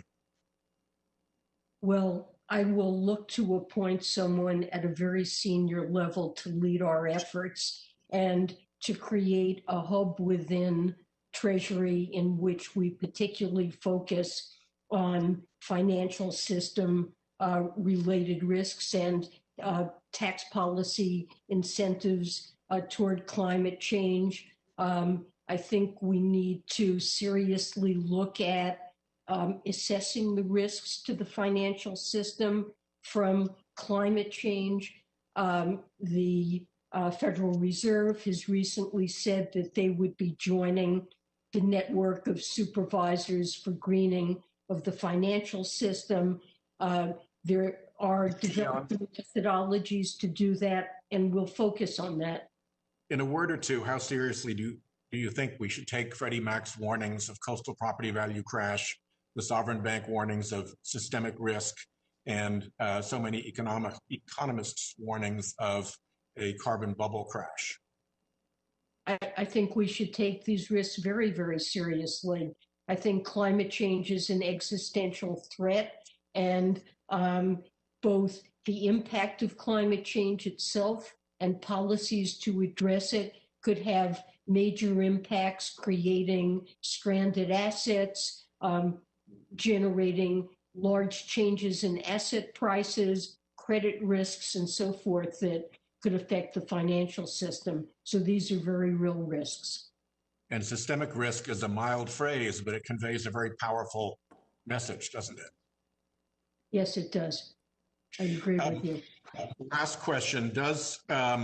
I believe that foreign corruption and kleptocracy is inimical to our national security interests. For too long, the U.S. has been a haven for international corruption and kleptocracy through our shell corporations, with intense leadership from Mike Crapo, who I want to give a big shout out to here, and Sherrod Brown. We got into the National Defense Bill the Beneficial Ownership Reform Incorporation Transparency Bill, another tedious name for something that's actually very brutal and essential. And I'm interested in who you think will lead the effort of cleaning up that mess using this new statute within Treasury, and how high up within Treasury will you place responsibility for cleaning up the dark money shell corporation problem that America has fomented? So let me start by saying that this is a very important problem, and that the act that was recently passed by Congress gives us an enormously potent tool to address this problem. We will try to get up and running as quickly as possible and devote ourselves to building that database so that we can address these issues. And we'll be certainly looking to give this very high priority. You agree it has a national security dimension? Absolutely. That's it for me. Thank you very much, Dr. Yellen. I really look forward to working with you. And to Bob Casey, my apologies for jumping ahead of you. Thank you, Senator Whitehouse. Senator Portman. Thank you, Mr. Chairman. And to Dr. Yellen, thank you very much for your time you gave me recently to talk about many of the issues that I know have come before the committee today. I'm going to revisit one that I'm sure has been talked about, which is the fiscal discipline question. A Treasury Secretary can be very powerful within an administration, providing a voice for fiscal sanity, and I would urge you to do that. Our conversation was about the relatively low interest rate environment and the fact that you think that investments are needed and that going into further deficits and adding to our debt is appropriate. I would hope, again, that although we do have relatively low rates today, knowing that that could change, we shouldn't get too comfortable with that. And second, that we have historic levels of deficits now, and as a percent of our GDP, not seen since World War II, which is frightening. One quick story, when I was OMB director under the Bush administration, this is a long time ago, 14 years ago, I wanted to propose a balanced budget over 5 years, and there was the ability to do that. Only 14 years ago, think about that, a balanced budget, not over 10 years, but over 5 years in the budget. There was quite a debate in the administration at the time, and frankly, I think I was on the losing end of it until somebody weighed in, and that was Hank Paulson, who was then Secretary of the Treasury. And I always be grateful for him for that. I think it was the right thing to do. At least it showed that we could get to a balanced budget by making some tough decisions. And the Treasury Secretary obviously was someone who people were listening to from an economic point of view. So with that, I don't know that I've posed a question, but I would love to hear your response to what you see as your responsibility to be a voice of fiscal sanity within the administration. I completely agree with you, Senator Portman, that the Treasury Secretary has to be a voice for fiscal sanity, and I pledge to do that. Our finances need to be on a sustainable long-run course, and that's very important for us to focus on. I pledge to do that. Right now, short term, I feel that we can't afford what it takes to get the economy back on its feet, to get us through the pandemic, and to relieve the burdens that it's placing on households and small businesses. And research from other countries suggests that often spending money to address a weak economy ends up creating a lower debt burden in the long run than failing to provide that support. So that will be my focus in the short run, is getting the economy back on its feet. But longer run, there are challenges in achieving fiscal sustainability. We have to make sure ultimately the deficits that we run, if we do that, are consistent with fiscal sustainability. The world has changed. I believe the future is likely to bring low interest rates for a long time, but of course it is a risk that interest rates can rise, and we need to consider that risk as well in crafting a sustainable and responsible policy. Thank you. I will look forward to working with you on coming up with ways to deal with that long-term structural deficit, because we all know about it. We all know it's there. It's the mandatory spending side of the ledger. And I've talked to you about this in our conversation privately, but I do look forward to working with you on that. The Tax Cuts and Jobs Act was passed in 2017, and the resulting economic improvements were dramatic. We had, as of February, as I recall, 16 straight months of wage gains of 3% or more before COVID hit. unbelievable. We had poverty rates at record levels since poverty rate began to be measured back in the 1950s. We'd never had a rate as low as we had going into the pandemic. And obviously unemployment was low, historically low for many groups, including blacks, Hispanics, and others. So this is, this is a good thing. We had an opportunity economy that many of us talk about, but it actually was happening. And I think a lot of it was because of the investment that businesses were making, small and large alike, because of the tax reform that really made it more advantageous to invest in America, $482 billion in equipment, buildings, and most importantly to me, employees by U.S. businesses during this time period after the 2017 bill and before the pandemic hit. Let me ask you, if I could, about one part of that, and that is the corporate rate. My understanding is that President-elect Biden has talked about raising the corporate rate and also raising the amount of taxes that one would pay for global income, both of which I think are going to result in less investment in the United States. And the whole reason we lowered the rate was to be sure we were more or less competitive with the rest of the developed world. Our rate is still, frankly, when you include the state income tax, higher than the average, but it's about at the average, whereas before we had the highest rate among all the developed countries. And you know, what people were doing is investing overseas, not in America. And we were losing jobs, we were losing businesses, companies were inverting, we're losing investment, and much of that has started to come back. It's been a good thing. The bill introduced a concept of not just lower rates, but also this global intangible low-taxed income, the GILTI regime, which is very complicated, but basically it's anti-base erosion, meaning that it effectively acts like a minimum tax on foreign earnings of U.S. companies. Prior to that, companies could just defer their taxes forever because our rates were so high, people deferred and deferred and deferred. Now they have to pay it, and it's, you know, it is kind of a minimum tax. The high U.S. tax rate we had before made the deferral necessary, but it also caused this lockout of foreign earnings as a barrier to U.S. investment. Again, created incentives for acquisitions of U.S. companies by foreign companies. They could get a better deal. So we both lowered the rate and eliminated deferral. As a result, we've created a more level playing field. I just am worried about these proposals to both increase the corporate tax and to double the rate, as I understand it, on GILTI, on this minimum tax from 10.5% to 21%. It would put us again in a non-competitive situation relative to our OECD trading partners, and you know, the OECD right now is considering a global minimum tax rate of 12.5%, so they're going the opposite way because they get it. This creates more jobs in their countries.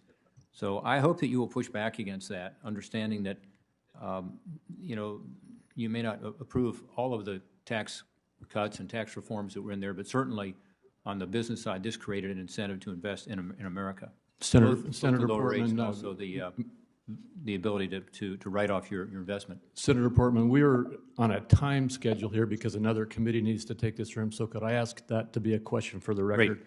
Well, I would love to hear your response in the record for that. Again, I appreciated our conversation on that and other issues, and I look forward to hearing from you. Thank you. Thank you. And Dr. Yellen, I know you've responded to that type of question a couple of times, but if you could give a very thorough response in the question for the record, because I thought that was a very well-stated question. Thank you, Chairman. Thank you. Next, we will return to Senator Casey. Mr. Chairman, you can hear me now. Yes, we got you. Okay. Thanks. Dr. Yellen, thank you for your willingness to serve the American people again. We're grateful for that. I wanted to focus my questions, maybe two broad questions, mostly on children, but they'll touch on other issues as well. First of all, the role of both child care and early childhood education, so-called early care and learning, the importance of that to the economy and in particular to the labor force participation by women, which we know is a major challenge we have. The pandemic has exposed the importance of caregiving on our economy, those who care for and support children, who support and care for seniors and people with disabilities. We're seeing more clearly now probably than ever the importance of quality, affordable care. for those Americans in the connection between that care and our economy. In President-elect Biden's American Rescue Plan, he included a provision very close to my bill, the Child Independent Care Tax Credit, the expansion of that. And so I just wanted to ask you about both the question of child care and the care economy as an economic imperative to the country. If you could discuss both your ability to elevate this issue, both as it relates to COVID-19 as well as the importance in terms of the short and long-term competitiveness of our economy. Well, thank you for that question, Senator. I feel this is a really critical area, both because of the pandemic and longer term. The availability of childcare and paid leave greatly affects the ability of women to participate in the labor force. And once upon a time, we had one of the highest labor force participation rates for women of any developed country, and that has really changed, and we no longer are anywhere near the top. And where we stand out is that the United States does much less on the front of childcare and paid leave than most other developed economies. And I agree, for the competitiveness of our economy and wanting women to be able to participate, it's really critical to address those shortages. And it's been more than evident in the pandemic. It's women who have suffered a disproportionate loss in jobs, who have a disproportionate burden of caring for children who are out of school, and for relatives who are ill and need help. And it's really impacted them mightily, and because of a lack of these supports. Well, I appreciate that, because it's I think very much apparent now, because of the pandemic, about how important those programs are and those strategies are for caregiving. My last question before my time runs out, Dr. Yellen, is about kid savings accounts. This has been an idea that's been around, proposed over the last 20 years. I've worked with Senator Wyden on the Young American Savers Act. It's a measure that I proposed, a similar measure, in the debate on the 2017 tax bill. The Democrats all voted for it. I think it's time finally to enact kid savings accounts to support equity building for our nation's kids, so we can also at the same time support emergency savings for their parents. Could you discuss briefly, and I know we only have less than a minute left, the role of asset building in securing the middle class? Well, just very briefly, Senator, I certainly agree that assets are utterly essential for people in dealing with an emergency. It's shocking that such a large fraction of Americans wouldn't have $400 to deal with an emergency. And it's necessary for home ownership, for business formation, for saving. And we have huge wealth disparities, even greater than income disparities. And the racial wealth gap has also worsened over time. So looking for strategies to address that gap and promote asset building, I think, should be very much the forefront of policy. Well, Dr. Yellen, thanks so much. Good luck in your confirmation. I'll have some other questions for the record. Thank you, Mr. Chairman. Thank you, Senator. Thank you, Senator Gacy. Senator Hassan. Well, thank you, Mr. Chair and Ranking Member Wyden, for holding this important hearing and doing it today. Thank you, Dr. Yellen, for appearing before the committee and for your willingness to serve our country during this difficult time. Having someone with your expertise at the Treasury is going to be pivotal to helping struggling families and businesses as we work to contain the virus, protect and create jobs, and rebuild the economy. I have three questions that I think we can cover in our time. As we discussed when we met earlier this month, Dr. Yellen, I am working on a bipartisan effort with Senator Young to expand the research and development tax credit for small businesses. New businesses and innovative startups are a major source of job creation, which is going to be key to rebuilding our economy after we contain the virus. Dr. Yellen, could you speak to the importance of R&D investments to creating jobs and to the economic recovery? And at the Treasury, will you work with us to explore ways to support R&D through the tax code? Thank you, Senator. Certainly, I look forward to working with you. This is a very important matter. R&D is essential to innovation and to the growth of our economy. It's made a huge contribution. And I think you're absolutely right that new businesses and innovative businesses have driven job creation. So finding ways to support R&D investments, and including by smaller new businesses, is something I'd look forward to working with you on. Well, thank you, Dr. Yellen. As we continue to assist struggling businesses to keep their employees on payroll, we also need to strengthen support for the risk takers and innovators who create new jobs and help us grow the economy. Toward that end, the recent economic relief package contained a bipartisan bill that I introduced with Senator Burr to allow small businesses to both participate in the Paycheck Protection Program and to claim the Employee Retention Tax Credit. Unfortunately, according to the National Federation of Independent Businesses, one of the supporters of our bill, many small businesses remain unaware that they can receive upfront payments of the Employee Retention Credit to help keep workers on payroll and cover employee health care costs.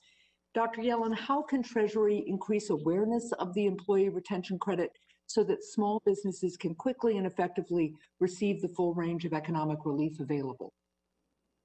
Well, Senator, I first let me say that I think allowing these businesses to utilize both PPP and the Employee Retention Credit was a very worthwhile innovation and should really help a lot of businesses. So we want to make sure that they know about it. I will discuss this, I promise, with the IRS to see if there's something that they can do, but perhaps we can also work with nonprofits and with groups like the Federation for Small Businesses to see if we can find ways to publicize it so that they're aware that this is a benefit that's available. Well, thank you. I think this is an important factor in helping us accelerate the recovery and protecting jobs. So thank you for your willingness to work with us on that. I wanted to switch topics a little bit to the issue of terrorist financing. In previous finance hearings with Outgoing Secretary Mnuchin, I've raised the importance of Treasury programs that combat the financing of terrorist and criminal organizations. The Bipartisan National Defense Authorization Act passed earlier this month, and it included a provision led by Senator Warner that established an advisory group with Treasury to counter new ways that terrorists use emerging financial technology.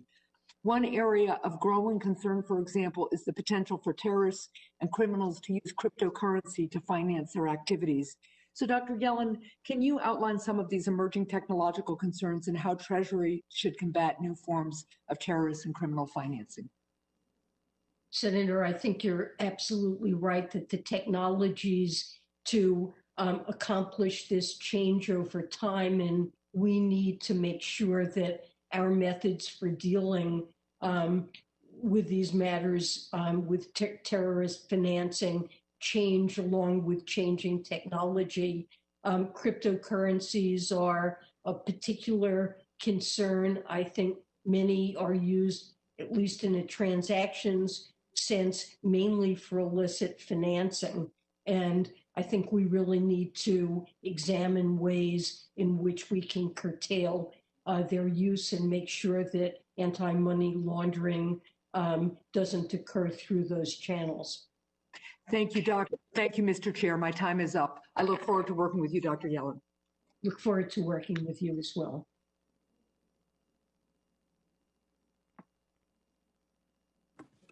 Thank you. And next is Senator Cortez Masto.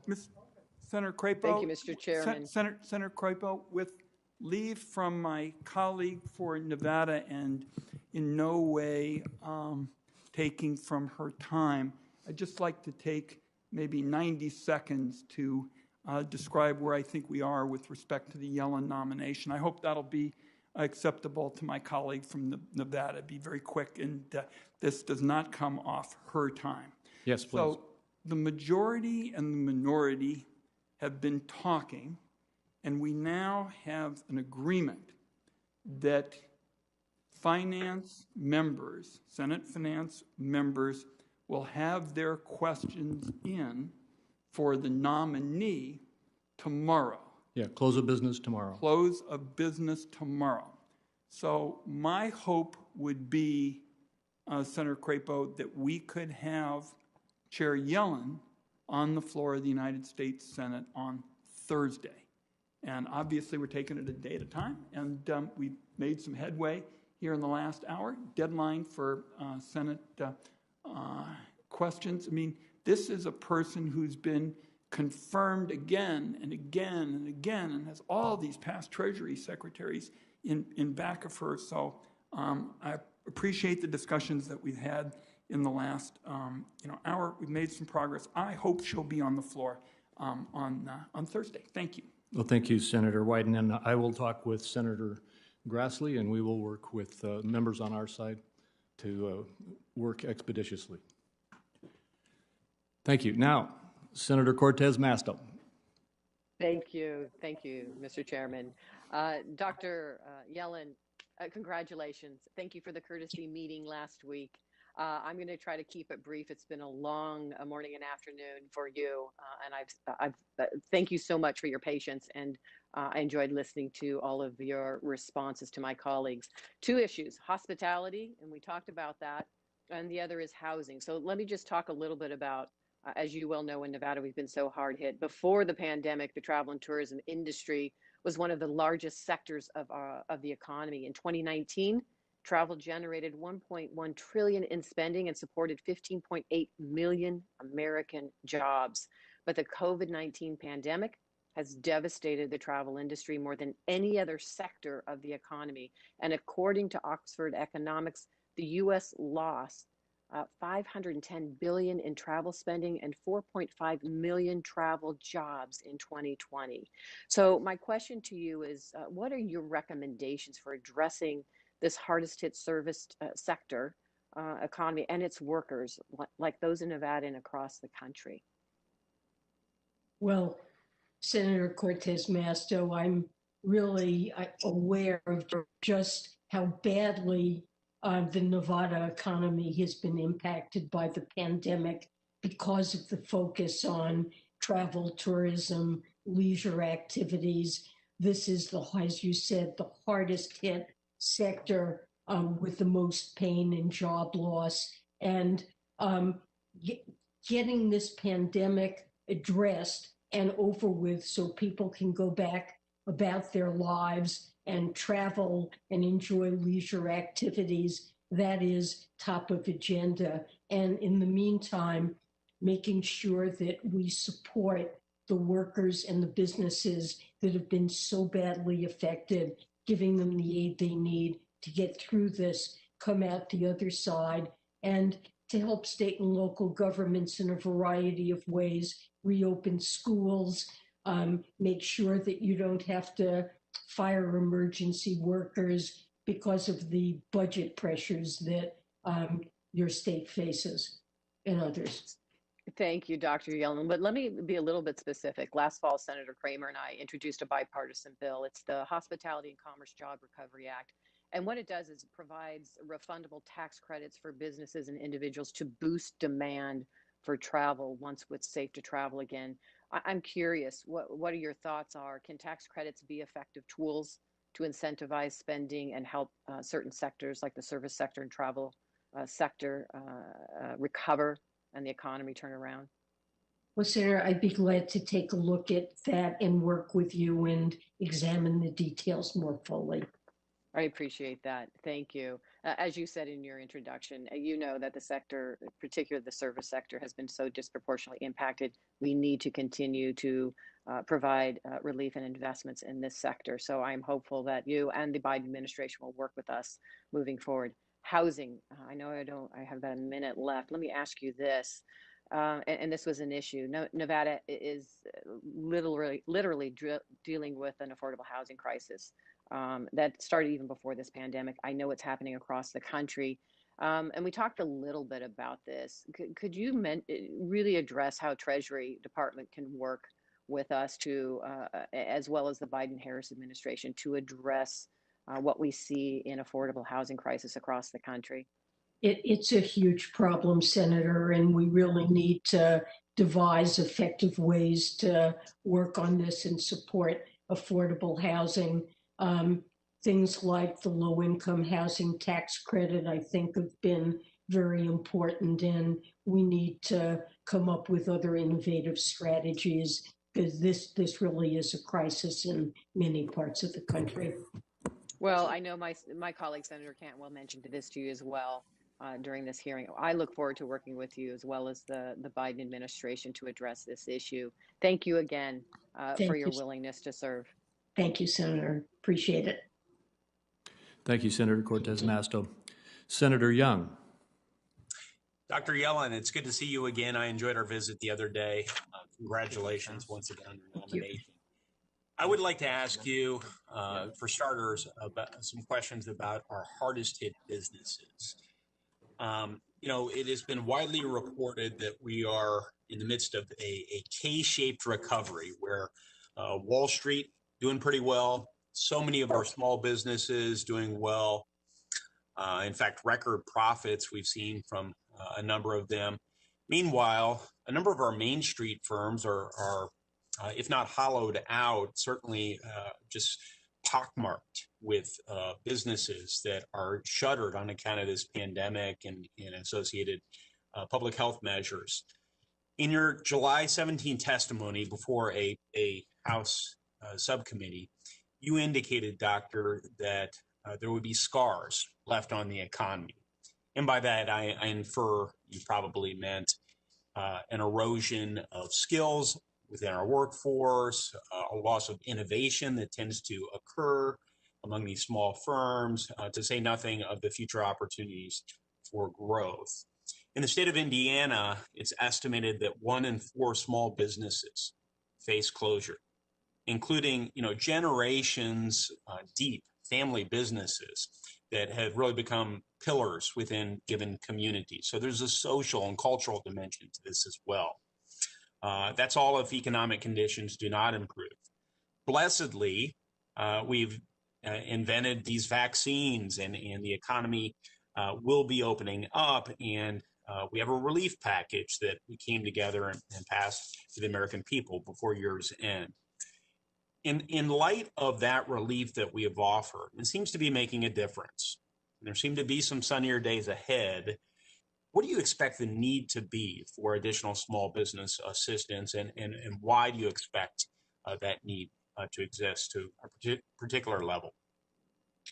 Well, unfortunately, I fear we have some very difficult months ahead before the vaccine has been widely enough disseminated to really open up the economy and let people get back to their regular lives, going out to eat at restaurants and engage in entertainment and things that involve face-to-face contact.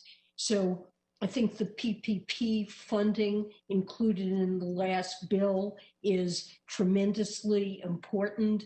We are going to do everything we can to work with the Small Business Administration to get that support out as quickly and as effectively as we can.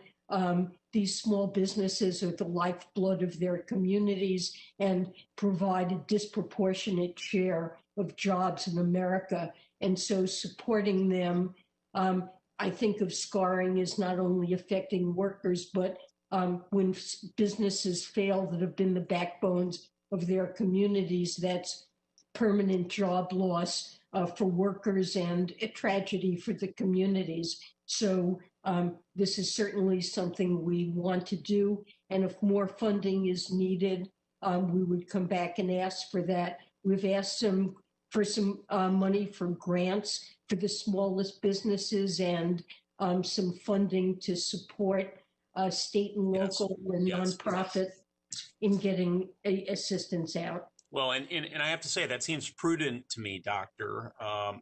It's my sense, informed by conversations with people on the ground as well as economists, that there will be additional assistance needed for some of our hardest hit businesses. But we're going to have to continue to monitor that. I think that's the right approach. I also sense it's prudent, again, after consultation with others, to hold off of certain campaign promises that might have been made. And I want to get your perspective on that. In particular, tax increases in the middle of a global pandemic, which has triggered this massive economic downturn. So the focus now is not on tax increases, it's on programs to help us through the pandemic. But we also, the president-elect also wants to pursue his Building Back Better agenda to strengthen the economy, make sure that we create good jobs at good wages for workers and invest in infrastructure and our people. And in that context, there may be a need for additional financing. We shouldn't think about tax increases in the abstract. I think anything that is proposed should be focused on corporations and on high-income individuals, and in the context of a larger program. Yes, Doctor. So I won't focus on the abstract. Let me get very particular. Are there any elements of the revenue-raising portions of the Build Back Better plan that you believe should be reconsidered?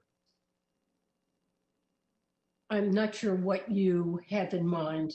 There have been a few things that have been specified, but probably not a complete program. President-elect Biden has proposed increasing the corporate tax and making American companies that offshore jobs, reducing those incentives. And in doing that, I think worrying about the competitiveness of American business, would propose to do this in the context of global agreements on corporate minimum taxes.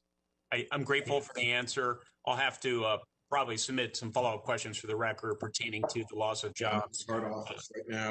Should companies invert, that is, send their headquarters overseas with seeking lower corporate tax rates, which was one of the reasons that the rate was lowered initially, but nonetheless. We need to avoid that for sure. Yes. Oh, good. We agree on that as a matter of principle. You and I discussed my proposal with Senator Bennett to create a long-term working capital loan program for our hardest hit businesses. It's called the Restart Act. 60 bipartisan co-sponsors were earned here in the United States Senate, roughly 180 in the House of Representatives, and thousands of small businesses in Indiana and across the country were supportive of this. To the extent we need additional small business relief, and you've indicated we might, is this something that you might work with me and Senator Bennett to try and perfect and perhaps implement in a bipartisan way? Absolutely. I would look forward to working with you on that. Thank you so much. Thank you, Senator Young. Senator Sass. Thank you, Mr. Chairman. Dr. Yellen, congratulations on your nomination. Obviously an important capstone to a very distinguished career. I want to focus on a set of topics that involve the national security equities of the Treasury Department more than some of the topics of the last couple of questions. It is my view that whenever the Senate is fulfilling our advice and consent obligations with regard to any senior position that has national security equities, one of our obligations is to make sure that the nominee in question regards herself or himself as having a national security portfolio. And secondarily, I think it's clear that there is a bipartisan consensus in the Senate now. I come to you having just been in an intelligence committee hearing first open and then closed and the bipartisan consensus is overwhelming that the number one long-term geopolitical threat the United States faces, not just in the next 4 years, but probably in the next 4 decades, is the Chinese Communist Party.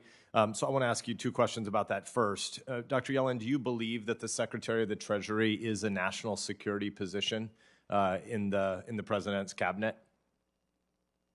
Absolutely. I think Treasury, along with rest of the administration, needs to stay laser focused on that. We have many tools that are implemented through Treasury to address national security concerns. The Treasury leads the CFIUS process and have sanctions and enforcement actions that can serve to dismantle financial and support networks of those who seek to do us harm. And certainly leadership of Treasury is important, and it's a priority. Thank you. I'm glad to hear you say that, Dr. Yellen, both the CFIUS point and the portfolio and the sanctions regime. I also, in the past, have chaired the subcommittee of banking that deals with sanctions, and I agree with you that you have a very important and professional staff in that area, and I'm glad to hear that you regard it as a priority. Do you regard the Chinese Communist Party as an existential threat to the United States? Well, I regard China as our most important strategic competitor, and feel it's necessary to devise an administration-wide and multifaceted approach to address the threats that China causes. And certainly we need to target illicit activities that are linked to theft of intellectual property and trade secrets, illegal efforts to acquire critical technologies and sensitive U.S. data, and fentanyl traffic, among other things. Thank you. I agree with your list. In addition, I wonder if you would regard Chairman Xi and his regime as guilty of genocide in Xinjiang at present. I think it's guilty of horrendous human rights abuses, yes. Thank you. I do think the word, not to quibble here, won't make you respond precisely to the word genocide, but I think it is important for us to recognize what has been happening in Xinjiang as a genocide. And so it is not just one issue among many where we can sort of varnish it as merely a geopolitical competitor. Chairman Xi's regime is evil, and they are raping and torturing Uyghur women at present. So I think we need to be well aware of the nature of the regime we're dealing with. Obviously, one of the most important pieces for the purposes of thinking about the future of the U.S. economy is the long-term technology race we face with China.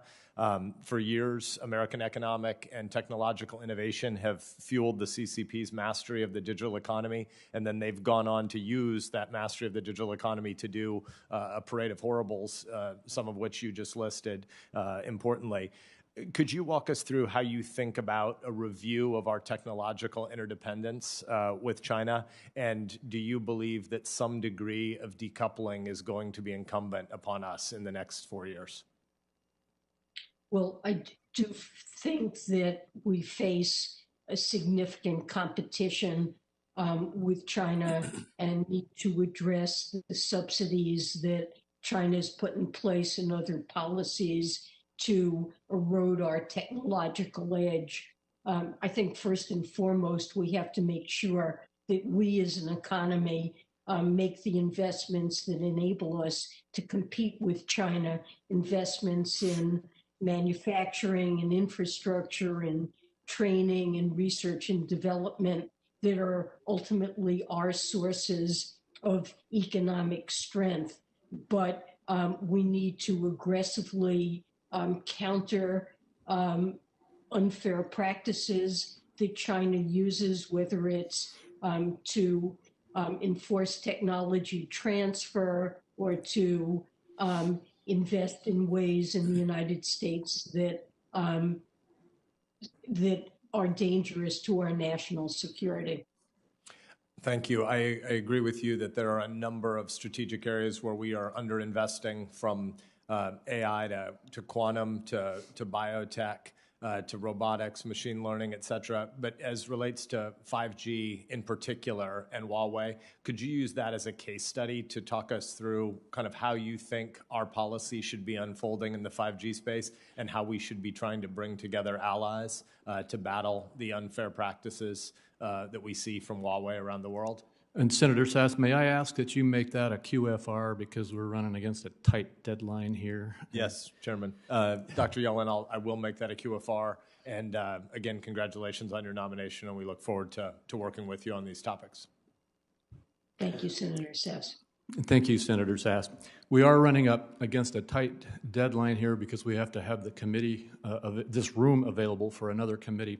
But we're going to return to two senators, Senator Toomey and Senator Menendez, and then we will wrap up the hearing. And with that, Senator Toomey. Thank you very much, Mr. Chairman. Dr. Yellen, I want to talk just a little bit about housing reform, housing finance reform, I should say, which I think is in some ways the great unfinished business of the financial crisis. As you know, the GSEs, Fannie Mae and Freddie Mac, are still in conservatorship, still perceived as too big to fail. Now they hold almost no capital. But Secretary Mnuchin and Director Calabria of the FHFA did take some significant steps that seemed to me steps in the right direction. While I would have preferred going further, at least there is an end to the automatic profit sweep. There is the opportunity to build up capital through retained earnings. There is a capital target now for the GSEs, and there are rules that are meant to limit the acquisition of the riskiest loans by the GSEs. Have you had a chance to look at these reforms, and have you determined that you would support leaving them in place? Senator Toomey, it's a very important matter. Nothing is more important to the future of housing in the United States than what we do with Fannie and Freddie. And I need to look carefully at what's been put in place. And ultimately, we need to find a solution that has bipartisan support and to work with Congress to craft an approach. Okay, will you commit to developing and releasing reform principles for both on the regulatory side as well as on the legislative side? We will certainly give priority to studying this issue and coming up with ideas about what should be done. Okay, and just quickly to follow up on the conversation we had the other day about the FSOC designations, you know, one of my concerns has always been that SIFI designations create the expectations of a taxpayer bailout should a problem occur. In a way, it designates the firms that are so designated as too big to fail. Interestingly, certain categories of financial institutions have not been designated, and it occurs to me that certain business models are inherently less of a risk to our financial system. For instance, asset managers that simply hold assets on behalf of investors, as opposed to banks that intermediate credit and transform maturity. So asset managers have not been designated as SIFIs thus far. Do you agree with the decision that's been made not to designate asset managers as SIFIs thus far? Well, when I served on FSOC as Fed chair, it was proposed to look at activities that asset managers engage in that might pose systemic risks. And a paper was issued that mentioned problems of possibly looking at high leverage in hedge funds. A working group was formed that was to look at, I think it's since been disbanded, the matter of whether or not some hedge funds have dangerous levels of leverage, open-end mutual funds that promise daily redemption and liquidity, that invest in assets that are relatively illiquid, can pose problems. And I think we saw some of those problems in March. I think this is an activities-based approach that FSOC was pursuing, and I thought that was the right approach. So you know, I would hope to look again at some of those approaches. Yeah, and I would just point out the decision was made not to designate them, and I think that was the right decision. And I would point out that the money market funds have been remarkably stable and successful. But I appreciate that and look forward to working with you on these and other issues. Thank you, Mr. Chairman. Thank you, Senator Toomey. And is Senator Menendez back? I'm being told that he has not been able to make it back, and so that will conclude the questioning. Dr. Yellen, you've made it through to the end of the hearing. I know this was a long day for you, and we appreciate the fact that you are willing to serve, that we congratulate you on your nomination. And as you've probably heard in some of the discussion, a number of the senators will want to submit to you questions for the record. Some have already been stated here during the questioning period. Others will be submitted in writing. Those questions for the record are due by close of business tomorrow. And as Senator Wyden indicated, the committee does want to move expeditiously. So we ask you, Dr. Yellen, to please respond to these questions for the record as quickly as possible. We would like some thorough answers to all of these questions, but please respond to these as quickly as possible. And with that, again, Dr. Yellen, thank you so much for being here with us today. And this hearing is concluded.